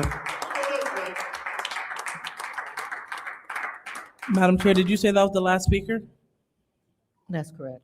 All right, so seeing that that is the last speaker, public comment is now closed. So do we have any council response? Madam Chair. Go ahead, Ms. Mashat. Thank you. I did want to comment to the resident who asked about the property taxes and was stating how we were trying to, which I think we all are trying to avoid residents being displaced once again. One of the things that I did introduce 24, was the HOPE initiative, which is the homeowner's property exemption. And what that does is that gives residents who fall within a percentage of the federal poverty an opportunity to gives them some help with their property taxes. So if you cannot pay your taxes for financial reasons, you may be able to reduce the current year's property tax obligation with the homeowner's property exemption program, which is the HOPE program. Residents who are approved for the HOPE are also possibly eligible for pay as you stay, which is called the PAYS program, which reduces delinquent property taxes owed to the Genesee County Treasurer as well. Once you are approved for HOPE, you will need to contact the Genesee County Treasurer to set up a payment plan. But if you want more information on the HOPE initiative, you can go to the City of Flint website to get more information. We do, and I think my colleagues do a great job as well. We do tell people about this program often, but I think now is the time to remind people that the HOPE initiative, it does exist. You can go to the City of Flint website to learn more about the HOPE initiative and some of the information that you would need to use to apply. Also, I am looking at the DDA website. You are correct. So I did go ahead and send off that email that those hours are not on there. So I did send that off to the DDA. And as far as the young man who came and he was talking about the ICE resolution that you would like to see us do so that you can see that we are standing with residents, I have no problem with passing a resolution. However, an ordinance for lawyers is something that we cannot pass. That's not something we can do. But then I will defer to the city attorney about asking about an ordinance for ICE agents to be unmasked. Thank you. All right, do we have anyone else that have want to respond to the public? Madam Chair. Go ahead, Ms. Burns. Thank you. And thank you to everyone. And I love seeing babies in here because they are actually real and they're with their fathers. And so I don't know how they do on that because they all under 2 or 3. So they're babies. And so I want to say thank you. I won't be able to respond to everyone. We only get 2 minutes. But I do want to say this, that we need to stop normalizing abnormal behavior. Domestic violence is a problem. And it's not Ms. Biggs, it was the officer's testimony that shook me in the court where Kiki Martin stated that she was beat by Councilman Leon El Alamin. That shook me. That's a matter of court record. He currently lives down the street from me and is tethered there. We know that it's had 2 or 3 other addresses. He shouldn't be voting. It's not normal. I'm not going to normalize abnormal behavior when her entire life has been uprooted. She's had to live in shelters. It's not normal. I'm not protecting anybody when you do something. I'm not waiting. Not when I was at the hospital with her, took the pictures of her bruises on her body. It's not normal. He doesn't live in the city of Flint, and that house that has been burnt up 3 different times is what was on the address where he filed a false PPO on me. He's a distraction. He should not be here. And we need to start speaking up and speaking out and quit letting little stuff like this slide as a body of counsel. We have to stop it. I don't have nothing to hide. Investigate me. I live where I live, and on Tuesday night, he can come take my trash can in because he's down the street from me in the 6th Ward, as far as I'm concerned. So Wilhelmina, the grandmother, her name is Wilhelmina Guy. I did not mention that, but praying for her family. She did pass away. All right. Anyone else for council comment? Anyone else want to do council response? All right, now seeing that there's no one else, I'll go ahead and take my time. Just wanted to inform the public about a couple of great things that's happening in the community. The first thing is Zeta Phi Beta Sorority Incorporated.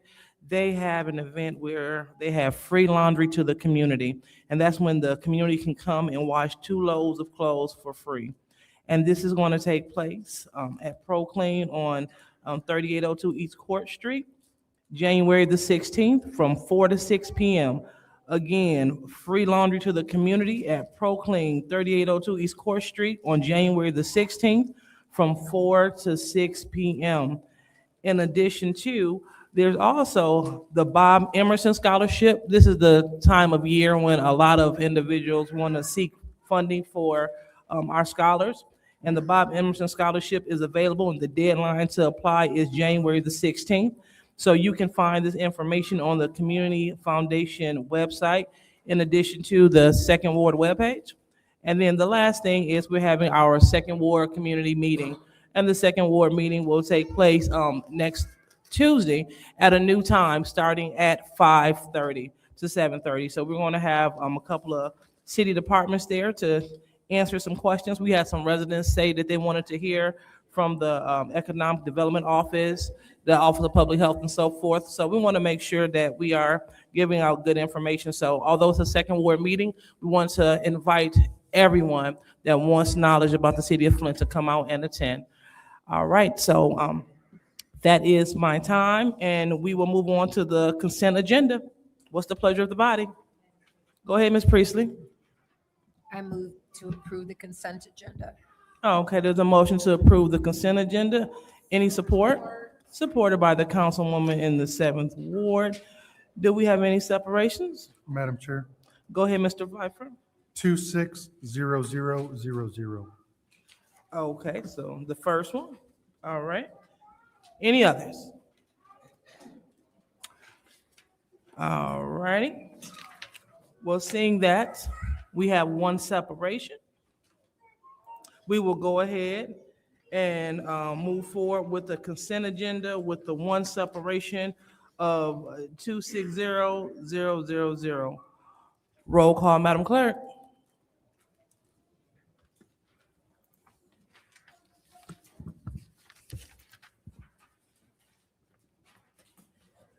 Dr. Lewis? Yes. Ms. Johnson? Yes. Ms. Priestley? Yes. Ms. Winfrey Carter? Yes. Ms. Burns? Yes. Ms. Mashat? Yes. Mr. Pfeiffer? Yes. Mr. Jarrett? Yes. Mr. Alamin is not in. The vote is 8 yes, 0 no. The vote is 8 yes, 0 no. The consent agenda passes. So now we are on to our separation.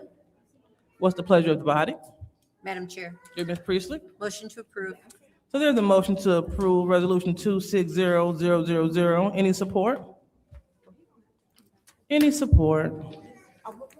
Seeing that, all right, so it is supported by the council lady in the 7th Ward. Any discussion? Madam Chair. Go ahead. Through you to Mr. Moore. Did you ask for? Mr. Moore. Okay, Mr. Moore, could you please approach the lectern?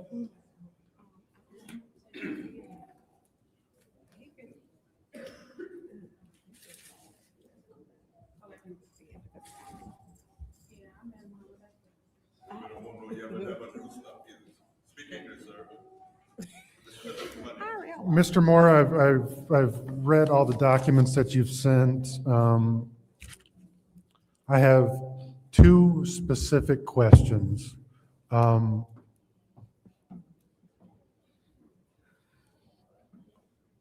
we going to reduce any personnel by purchasing this? I highly doubt it. Okay, thank you.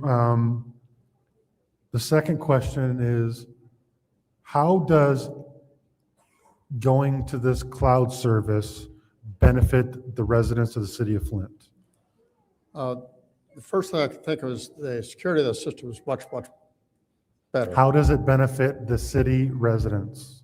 That means that all their data, everything that's on our systems, will not be hackable, will not be reachable by others.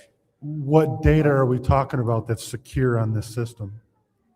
Excuse me. What data is out there that is not publicly available?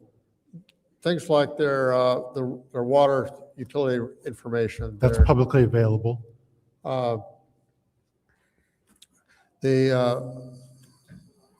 Anything that goes through the licensing process will be available. That's publicly available. It's just that it's going to be more secure. I mean, it's. Okay.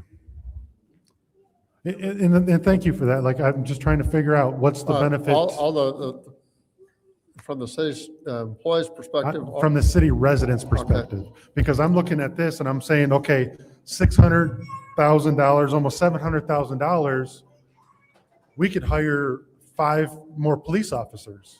We could hire more firefighters, and those would be a benefit to the city of Flint. And I understand trying to make the employees' jobs more easier or anything else, but if it's literally not costing the city of Flint any more residents to stay on our internal servers, there has to be a benefit for this cost expense in my mind. And At if there's, some point, we have to make the switch. The vendor's not going to keep this version of the software going forever. so what's the date on that? They have not given a firm date. We've been, I'm my sorry? talk with the salespeople indicates it's going to be in like 2030, 2032, somewhere in that range. So my perspective on that and my counterpoint to that is that's 6, 7, 8, 10 years away. How many lives can be saved by using that money to benefit the residents in transition at the last possible moment if needed? I'm in the mindset now of, does any of this help a resident? Just a single resident, does it help a resident? And I've beat my brain up for 3 days trying to, okay, well, we're going to be the first, we're going to be the largest one of this contract. We're going to be, we're probably obviously the biggest contract if we're the largest. We're not the largest. You got Lansing, Sterling Heights. I believe Kalamazoo is bigger than we are. I'm sorry, Stacy said that we would be the largest last week. That's not true. Okay.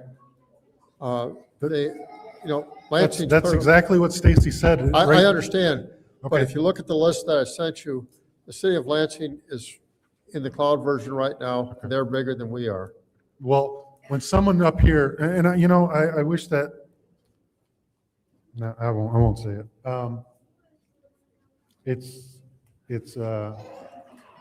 Let me just say that this right here is $700,000 that's, in my mind, won't benefit the city of Flint residents. So I understand the report's taken long. I understand that, but could these dollars be used in a more beneficial way?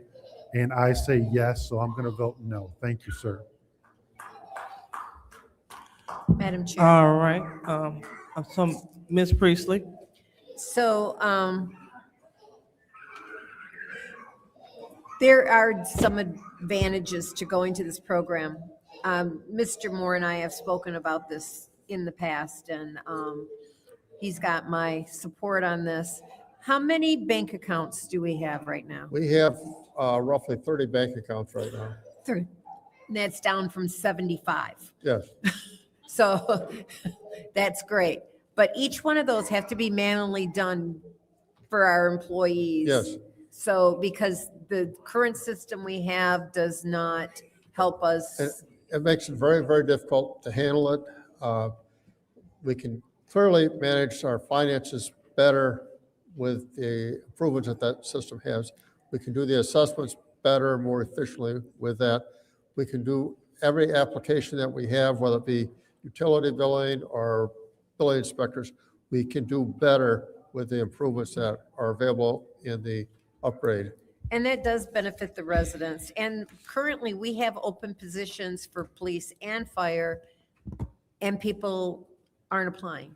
So we can talk about, yes, we can hire more police and fire, but if we can't even get them to apply for the positions we currently have, that doesn't do us any good.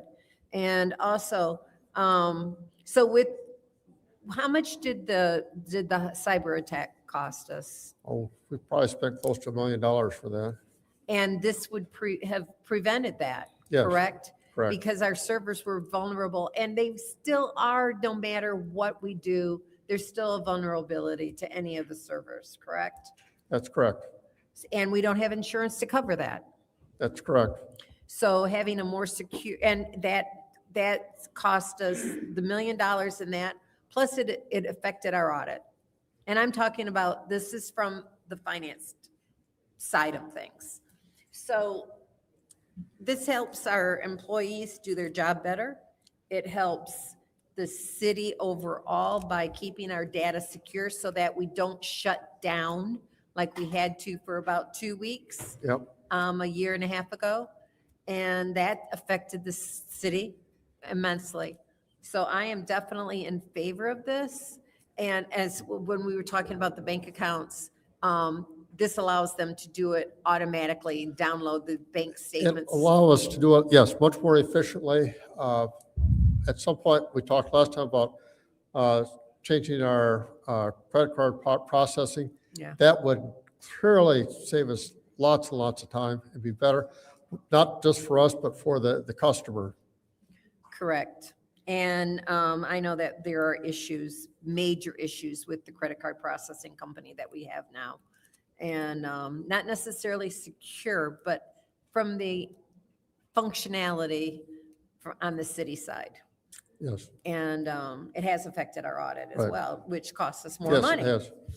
So I know that most of the cost is a one-time fee. It's the training part of this. Right. Training of this. And that this is not coming out of the general fund, correct? This is coming out. That's correct, to come out of an internal service fund. We've been saving up for this. So it's not going to, we can't, because it's coming out of the internal service fund, it is not going to affect any dollars for police or fire, correct? That's correct. Thank you very much. All right, anyone else in the first round? Madam Chair, Go ahead, Ms. Mashat. Mr. Moore, I just want to be clear on a couple of things. So in Genesee County, we would be the largest, correct? In Genesee County, we would be the largest, I believe, yes. We're the county seat, Yeah. so I would The imagine. county does use some applications, I believe, but we're the only one that uses all the applications. I would imagine we would be the largest because we're the largest Yes. city in the county. Correct? Correct. Okay. It's just got a little confusing because I think that there was a question asked, and maybe the question was misunderstood last week, but that's neither here nor there. I know one of the things that we talked about that this software will do that will be a tremendous help to residents is the fact that there are key staff members who are unable to continue to do work and run these programs in the background, correct? That's- And so, go ahead, I'm sorry. That's correct. We have to run some of these programs at night because it slows the system down so much. Correct. And so what we end up with is from anywhere from 2 to 4 hours, people out of commission being able to do other work that they could be doing that would be a benefit to the residents, Yes, correct? that's correct. We also run into people having to work longer hours because they can't run it during the day because there's other important work that they have to do. And so they try to run it later in the evening, correct? That's correct. Correct. And does any of that amount to any overtime, or how does that work when they have to stay longer? We tried to limit the overtime, but it does impact when we can be here. Like you said, 4 hours is, I've had reports run 6 hours and 8 hours before. We will often start it before. So hold on, I'm sorry. You said you've had reports that have gone as long as 6 or 8 hours before, Yes. correct? So that's your work day. Continue. I try not to run those during the workday. I try to run those at night. Sometimes you have to run it once, and then you have to run it again with a slight variation, which means it takes you a couple of days to get your work done. Correct. So again, that is lag time, and it sounds very inefficient. Yes, And that does sound like something that would negatively impact residents because you're running an inefficient program, which is stopping you from doing other work, correct? that's correct. All right, or it's slowing down from doing the work that you're supposed to be doing, correct? Correct. Okay, so the reason that I am in support of this is because it will help the city operate more efficiently. Yes, When we talk about the fact that there are hours and sometimes days that go by where people cannot do the work that they need to do because of this software running in the background, because the software running in on their computer taking up all of that time. I think that we look at a city that, again, already said it, is running inefficiently. But with this software, they will be able to run this in the background and still do their work, correct? that's correct. You will be able to run this in the background and still get us the answers to questions about holiday pay, correct? That's right. Okay. I think, did you have someone from IT here that wanted to say something or no? No? Hello? Hello, How are you? I'm great. Go ahead. Well, I think user experience is always really important.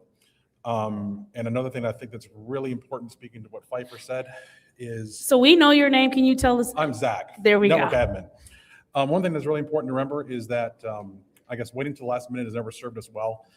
We can look at what the county did with their cyber attack situation. Mhm. They brought in a network security architect Mhm. after they got attacked. Correct. The city, we were allowed to finally bring in a network security person after we were hit. Mhm.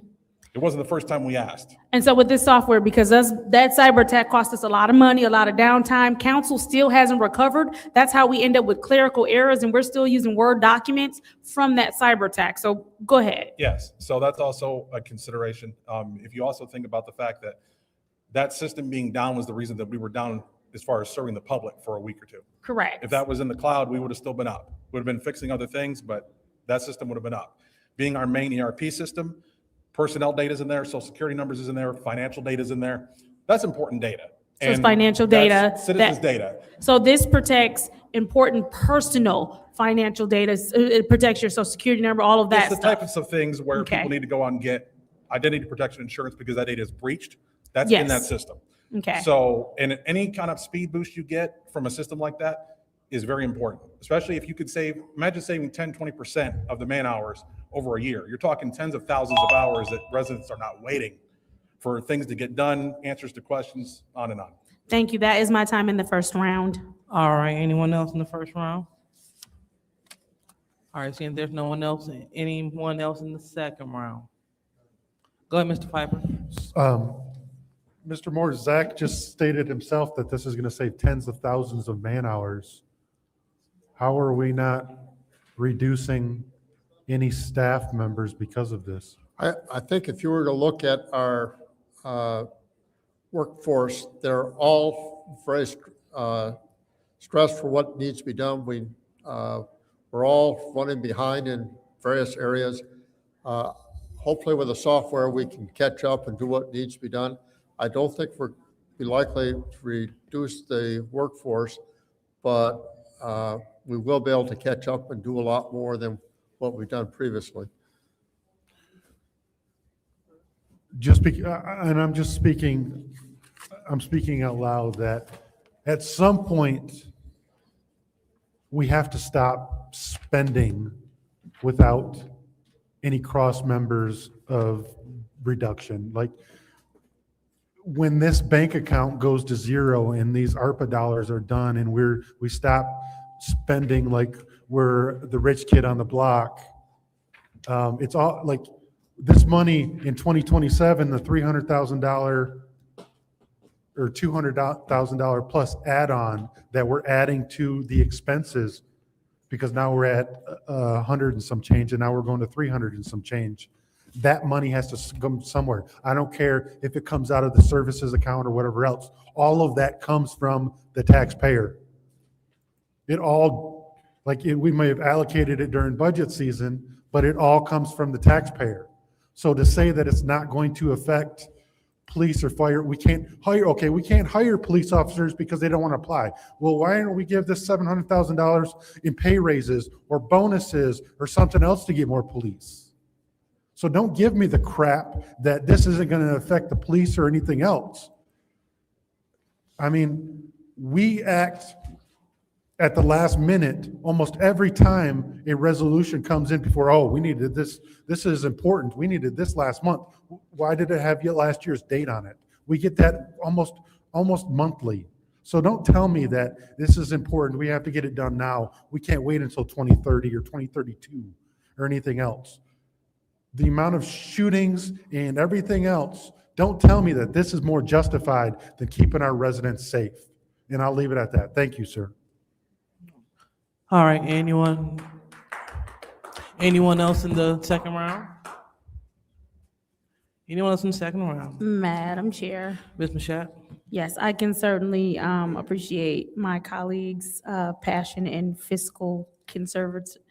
him being fiscally conservative, but I do want to again point out, and Zach did say something very important, that it's going to save tens of thousands in man hours, meaning that's going to free up the current workload that we have. It's going to save them tens of thousands in man hours for them to be able to do other work so that we won't be behind and this will not be inefficient. Obviously, we know that at the city, we're operating at the very base level. So every employee that we have, we are not in a position to where we can reduce, because most of the departments are shoestring anyway, as far as the employees that we have. When you have someone here from IT stating the fact that they think that this is a great idea because, one, had we had this during the cyber attack, we would have been far better off, instead of here we are over a year and some change later, still trying to rebuild ourselves from that this would have positioned us better. We can also look at the fact that, again, we keep talking about how inefficient this government works, and this is an opportunity to make it work more efficiently by clearing up some space and some time and not having to, because that overtime that has to come every now and then is costing us. And so if it is something that puts us in a position to where they can run these reports in the background and continue to do the other work that they have to do, that is a benefit to residents, because then the residents are not looking at some of the wait times that they're looking at for answers and other things that they have going on. I think that if this puts us in a position to clear up some man hours, give our key staff opportunities to be able to do other work and still do this at the same time. Multitasking is very important in government, because if you're not able to do that, the government works incredibly slow.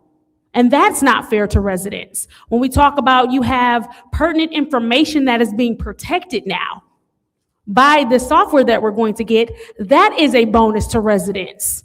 When you talk about them removing the possible ability for us to be sued because we had an opportunity to protect pertinent information and we did not, that is a benefit to residents, because lawsuits for sure cost us. And so While we do need to look at how the funding works for this and how it's going to work in the future, I think we do also need to understand that some things are going to work out better for us Request for if we, go information. ahead, what's your, oh, sorry. So what's your request? Is, to the speaker, is BSNA providing insurance now that if it's on their cloud server for when their servers get attacked? Are they providing insurance to our residents if their stuff gets leaked? So again, and thank you, Mr. Pfeiffer. I think that is a fair question. I know that we are responsible for the city of Flint. And sitting here being responsible for the city of Flint, I can tell you ways that I would like to safeguard our city. I can definitely respect and appreciate your perspective, but I will be supporting this, and I yield. All right. Anyone else in the second round? All right, seeing that there's no one else in the second round, we'll go ahead and call for the vote for Resolution 260000.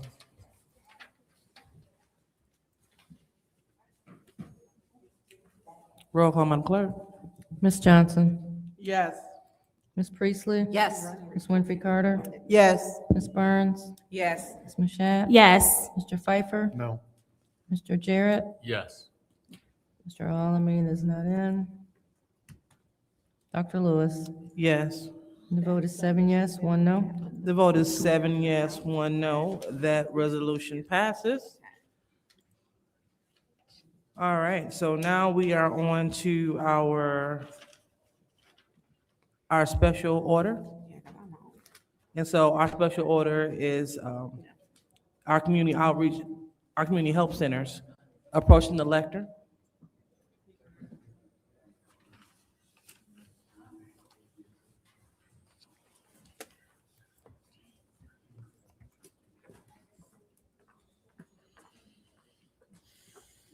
I'm getting old, y'all. It takes a little longer to get up here. All right, so if you could, we can give them approximately, let's say 15 minutes on the clock. Okay, yeah, just in case they have a couple questions. This email is from the food bank, and the reason that I wanted to read it to you is because I wanted you to know the authenticity of it. These are not made-up numbers. These are not numbers from the centers specifically by themselves, but they are authenticated and they're good numbers. It is from the Director of Network Services and Programs for the Food Bank of Eastern Michigan. It says the overall insecurity rate in the county is 17.4%, affecting about 70,490 people. In Flint, the neighborhoods with the highest rates of food insecurity, I hope you're sitting, are in your zip codes 48503, 48507, and 48505, where food insecurity rates range from 47% to 57%. For children, Genesee County has the fourth highest food insecurity rate on Michigan's eastern side at 24.5%. The average cost of a meal here is $3.44. Local partner agencies, including Bethel, Asbury, and Greater Holy Temple, have distributed over 7 million meals, with these organizations ranking among the top 5 in the city. If we can support in any other way or provide any additional information, Food Bank says, please let us know.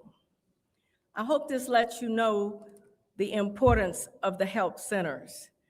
And even though they gave the highest ranking of those particular zip codes, those zip codes almost touch each of your wards.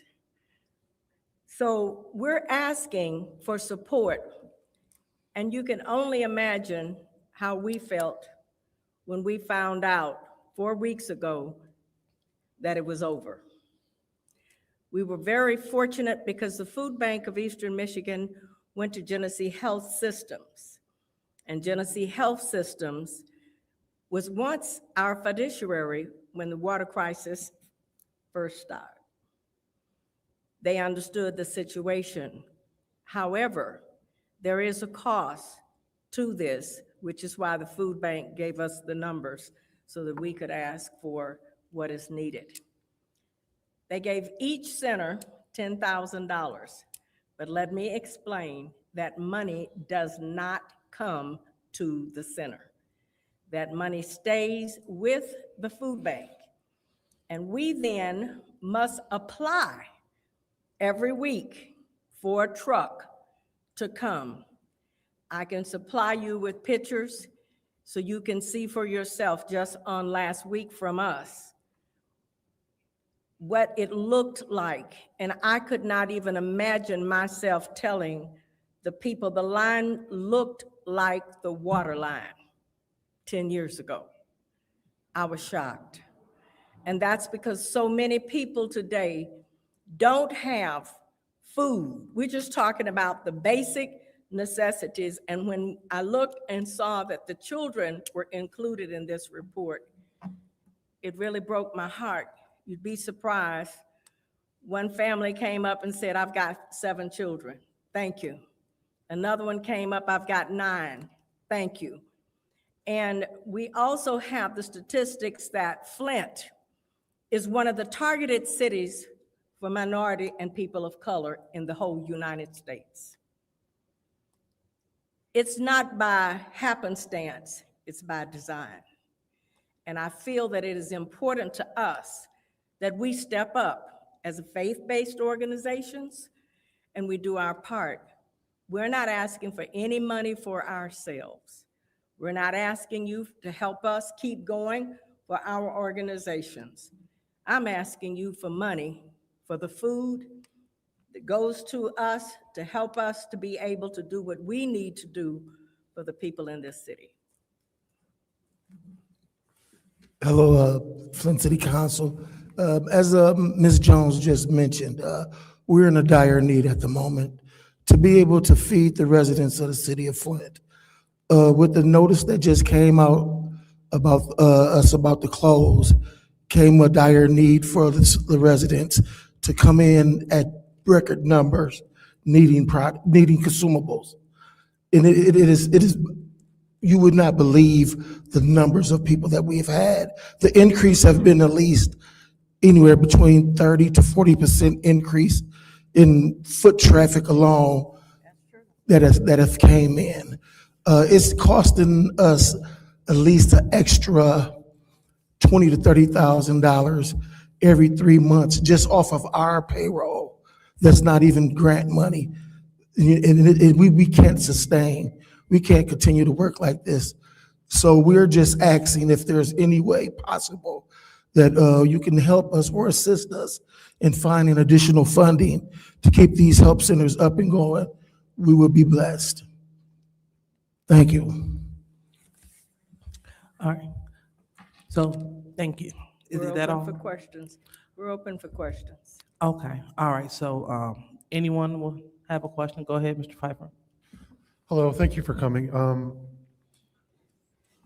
Quick question for you. So I've been seeing some stuff online lately. Do any of your help centers ID any of the people coming up? Mr. Pfeiffer, that is an excellent question. And I think the answer is no, right? Yes, it is. We don't ID. Yeah.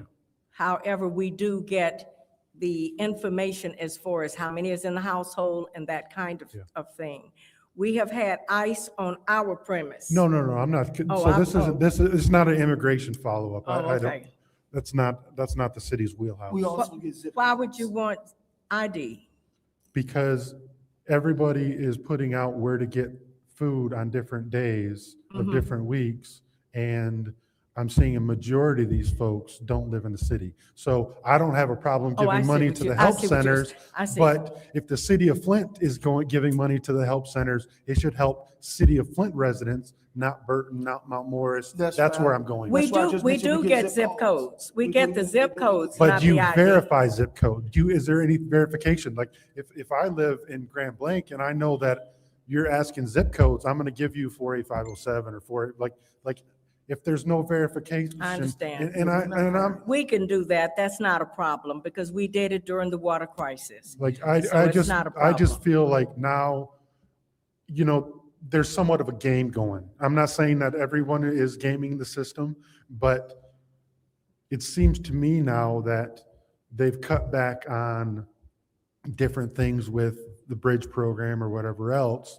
Now they're trying to game this system and literally hitting yours on Tuesday, yours on Wednesday, yours on Thursday, and then selling bridge card money or anything else. Like, obviously we can't stop any of that, but we can have checks and balances on our dollars going to help the folks that really need it. We had checks and balances during the water crisis, and we did require ID. So that's not a problem for So us. we can implement Sure, that you on can. this program? Sure, absolutely.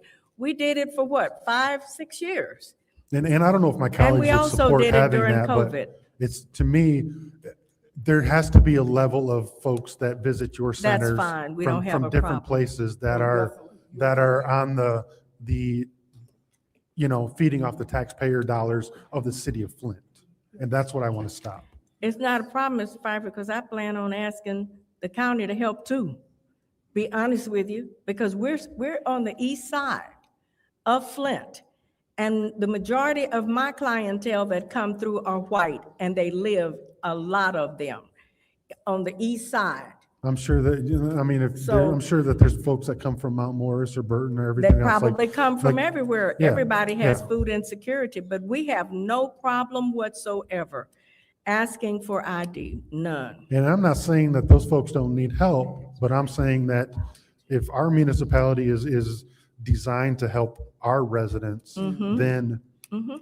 if, no offense, if you need money, if people come from Burton or Mount Morris, I Sure. hope that you folks will go in front of them and say, I've gotten 25 or 50 or 100 folks from Burton, help us out. That's not a problem. We have to turn the zip codes in anyway to, I just like you to verify. we don't have a problem verifying. We did it for years. Okay, thank you. I appreciate it. Thank you. Sure. Okay. Madam Chair. Go ahead, Ms. Priestley. And I think I discussed this before in prior discussions when we talked about identifying zip codes, is that 48505 includes parts of Beecher. I 48506 don't- includes part of Burton, outside of the city of Flint. I had a friend who lived in Burton, and her zip code was 48506. Now, remember, certain portions of Burton is considered as Flint because of the water. This is not. No, This but I'm, area is but I'm, not, yeah, but I'm but just saying, I'm saying that we Yeah. can't rely on just zip codes. no, he's asking for ID. Right. So we have right. no But I problem want with that. to, I just want to clarify that Oh, zip it's fine codes with are me. not a good indication of where they are in relationship to the city. I got you. And, I think what they were trying to do is show the importance of the health centers themselves. I think that was one of the reasons too, that they included the zip codes. I'll tell you, I won't go down Davison Road on Tuesdays. We're pretty packed. And you are correct about the zip codes. They do run off into the other districts as well, like off into Beecher, off into Mount Morris as well. 48507 does the 4505 same. does. Yeah, 48503 is all Flint. Yes, ma'am. And I think that's the only zip code for And Flint. 7, wouldn't 7 be all No, Flint? No, it's 7 not. It's where? Oh, okay. Yeah.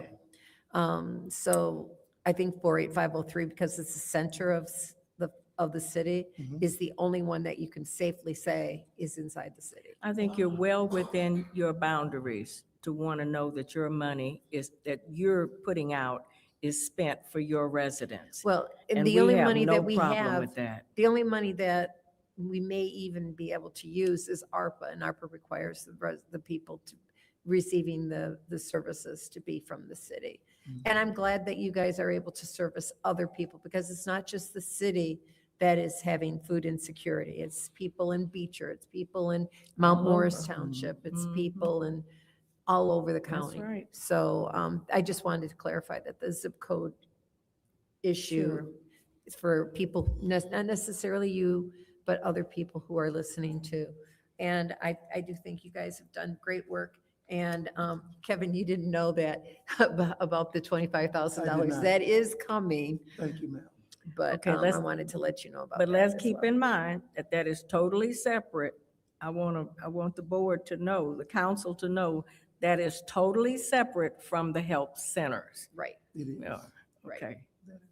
And that was because I received a call for the need, even though Asbury is not in my ward. People think it is, and I shared that information with Ms. Johnson as well, so she was aware of that, because that is in the 3rd ward. And I've made it known, I grew up there, so I have a heart for Asbury myself. Thank you. Thank you. All right, anyone else? Madam Chair, Go ahead, Ms. Burns. I put a motion on the floor to add another 10 minutes because we're down to. Okay, it's a motion on the floor by Ms. Burns to add 10 minutes, supported by Mr. Pfeiffer. Roll call, Madam Clerk. Thank you. Ms. Priestley?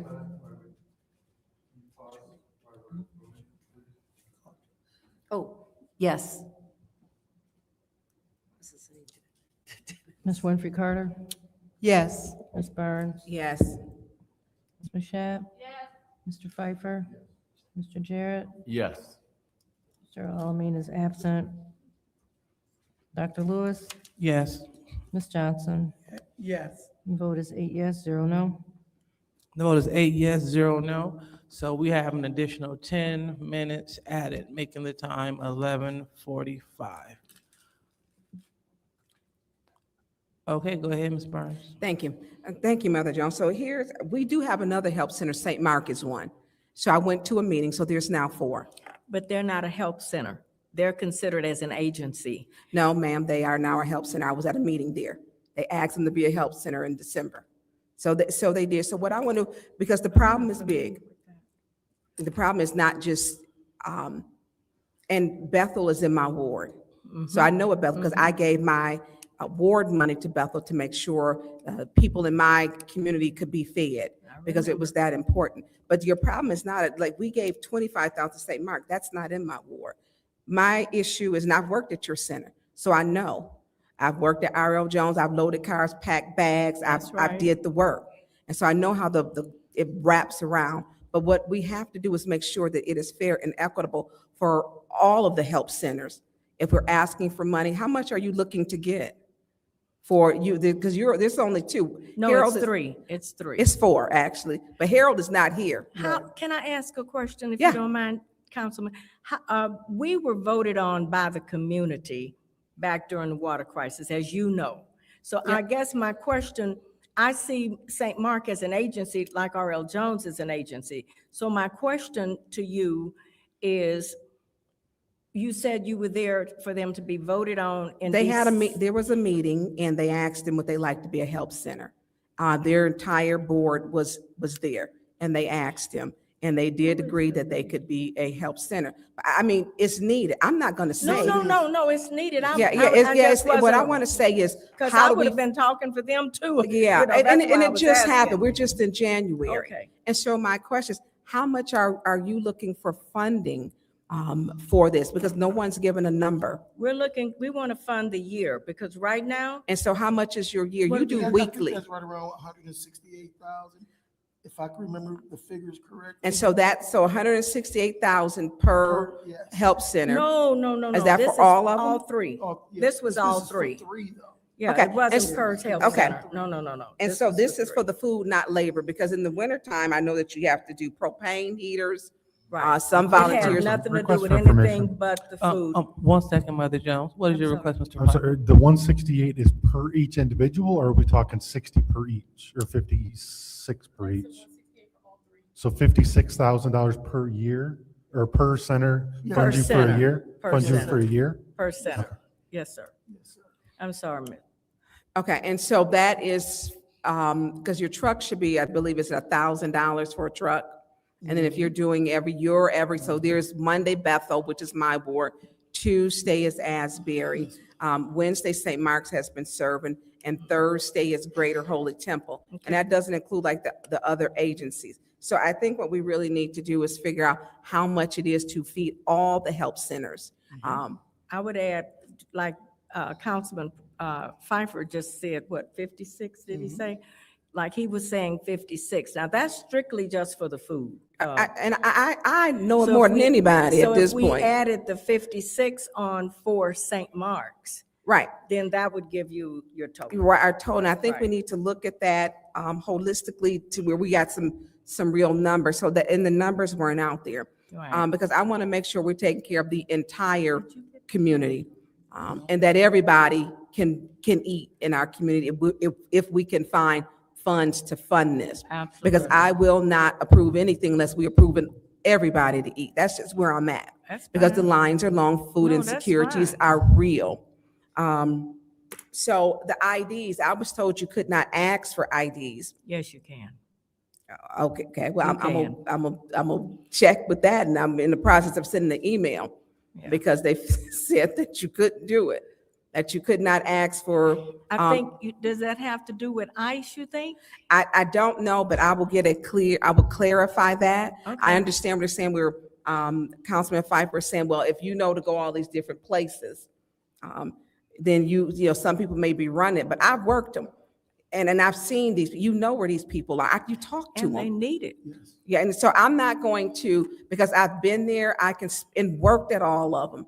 And it's not a fun job to do, but you are serving the community. And so I don't see like the repeat people. Now, there are some who will hop back in that line. there will. They will literally go through the line, come back, and get back in at the end. Not my line.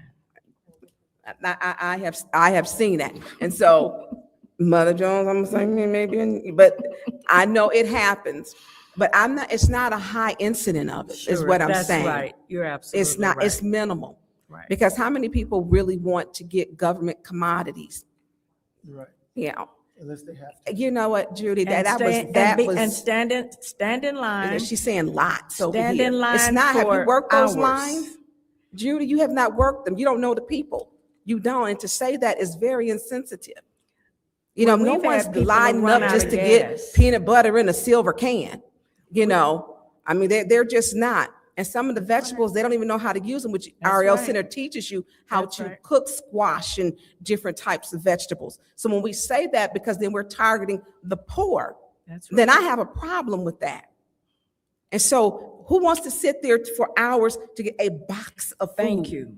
Or to get milk because it's $4.89 when gas might be $3.79 and you are on your very last. You burning a quarter of a tank. Thank you. And so I'm not today. So if you can get us some numbers, please, and Yes, ma'am. speak with, I think the come health back? centers need to talk together. Yes, ma'am. And see so that we have some real numbers that we can see. But people are not lining up like that in vast numbers. I'm sorry, they're not. And I'm speaking from the point because I know as the council member up here, I'm in those lines and I'm helping. And so when we talk about feeding the community, we do have, when they've lowered, there's people problems with jobs, food insecurity. And when people talk about it, what I did see was a large number of immigrants, non-English speaking. That we have, but I was told, and I went to the food bank, that we could not ask, but I will clear that up for ID. But if we gonna eat, we all gonna eat in this community, not just one center, That's one right. place. That's The right. ones who have been here through COVID, those who risked their lives with their people to show up, when we had to wear masks. I'm supporting the 4, and it was the 4. It is the 4. That's fine. So you can get You with can't them. get too many. You need them. We Yeah. need them. I mean, that St. Mark is populated. I mean, it's a populated area where people live. And That's and true. people know the people true. who You don't come have a up. lot of abandoned Flint's homes not in that there. big. We're not Detroit. Abandoned. So, see, Hmm? Candace over here using the calculator. She said, What you count? we're at 224, because she's calculating. So Yeah. we need to figure out what we can do if we have enough people to do it, but I want it to be for everybody. It took St. Mark forever to get that money. Literally, it wasn't but a measly $25,000. Yeah, you like, what I'm gonna do with 25? So I want it to be, I don't want any one help center getting more than any other one. If we're supporting help centers, let's support them all and I it to be agree. equitable. 25,000, I'm gonna be honest with you. This is why we're standing here today, because we thought, and I'm gonna be honest, that the $10,000 that each one of our centers was getting We actually thought that was going to carry us to what, September the 26th? And that's when it came back and said, it might last 2 months. Okay. Well, So, I'm going to yield the floor. I know what so you're my- saying. So I'm I yield agreeing. and I'm not cutting you off. I That's all yield the right. floor, Madam Chair. All right, so anyone else? All right, seeing that we don't have anyone else, I'll go ahead and take my time. In the spirit of ARPA funds, keeping in mind that the funds must be spent exclusively with City of Flint residents. Our colleagues, they stood on that. And I definitely understand the sentiment when we're talking about feeding our residents, because the county receive funds, and I believe also other areas also receive funds. So this money is specifically for Flint. I just would like to highlight that we did not have these expectations when we gave St. Mark the money. We just gave them the money. And I remember Asbury again when we got the money. So I just want to make sure that we are being equitable, because Pastor Thompson, he said on record that they feed people from highways and the byways, from Flushing and different zip codes outside of the city, and we still didn't have a problem giving them the money. So I don't want that to be an impediment, because this body have allocated funds to St. Mark, and they admittedly service individuals outside of the city of Flint. So I do understand that I have it on audio if we need to be refreshed of that. But I would definitely love to support our help centers if they are the fourth. Go ahead and supply the food bank with the proper funds to take care of everyone, because food insecurity is serious.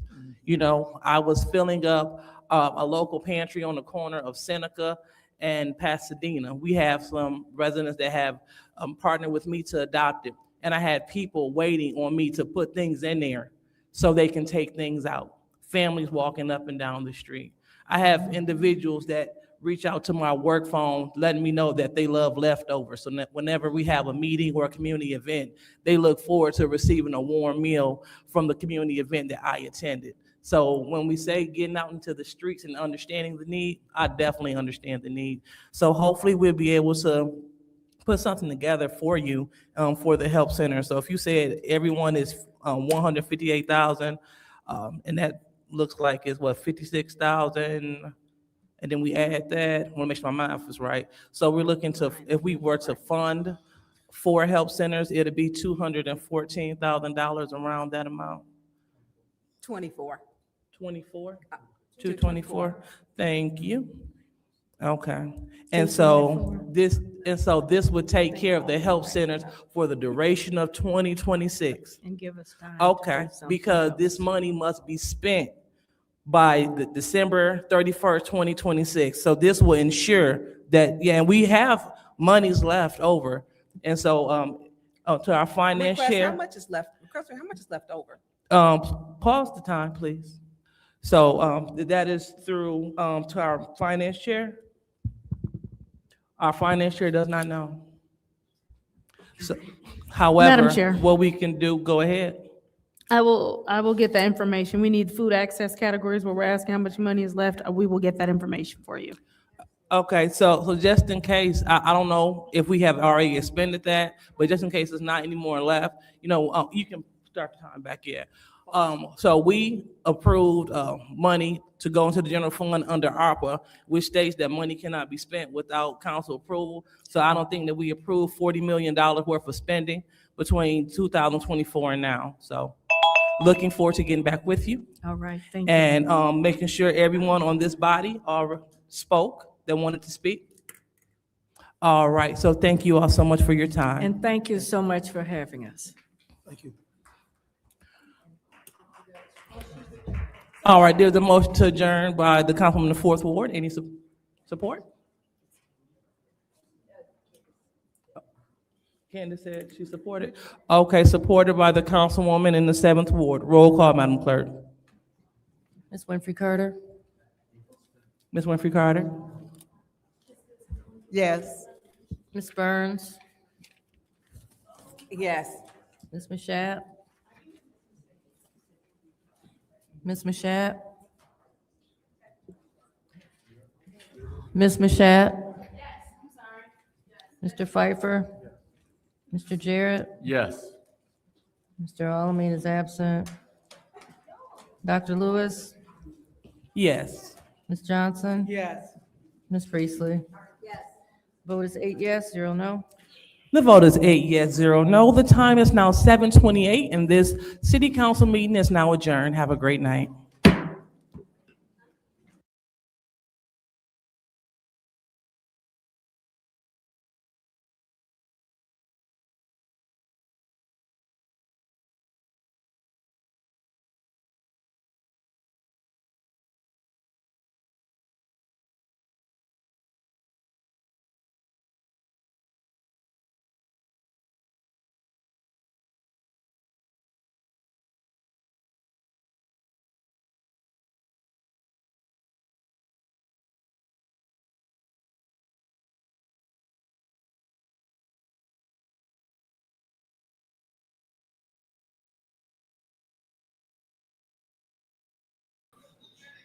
That's all, folks.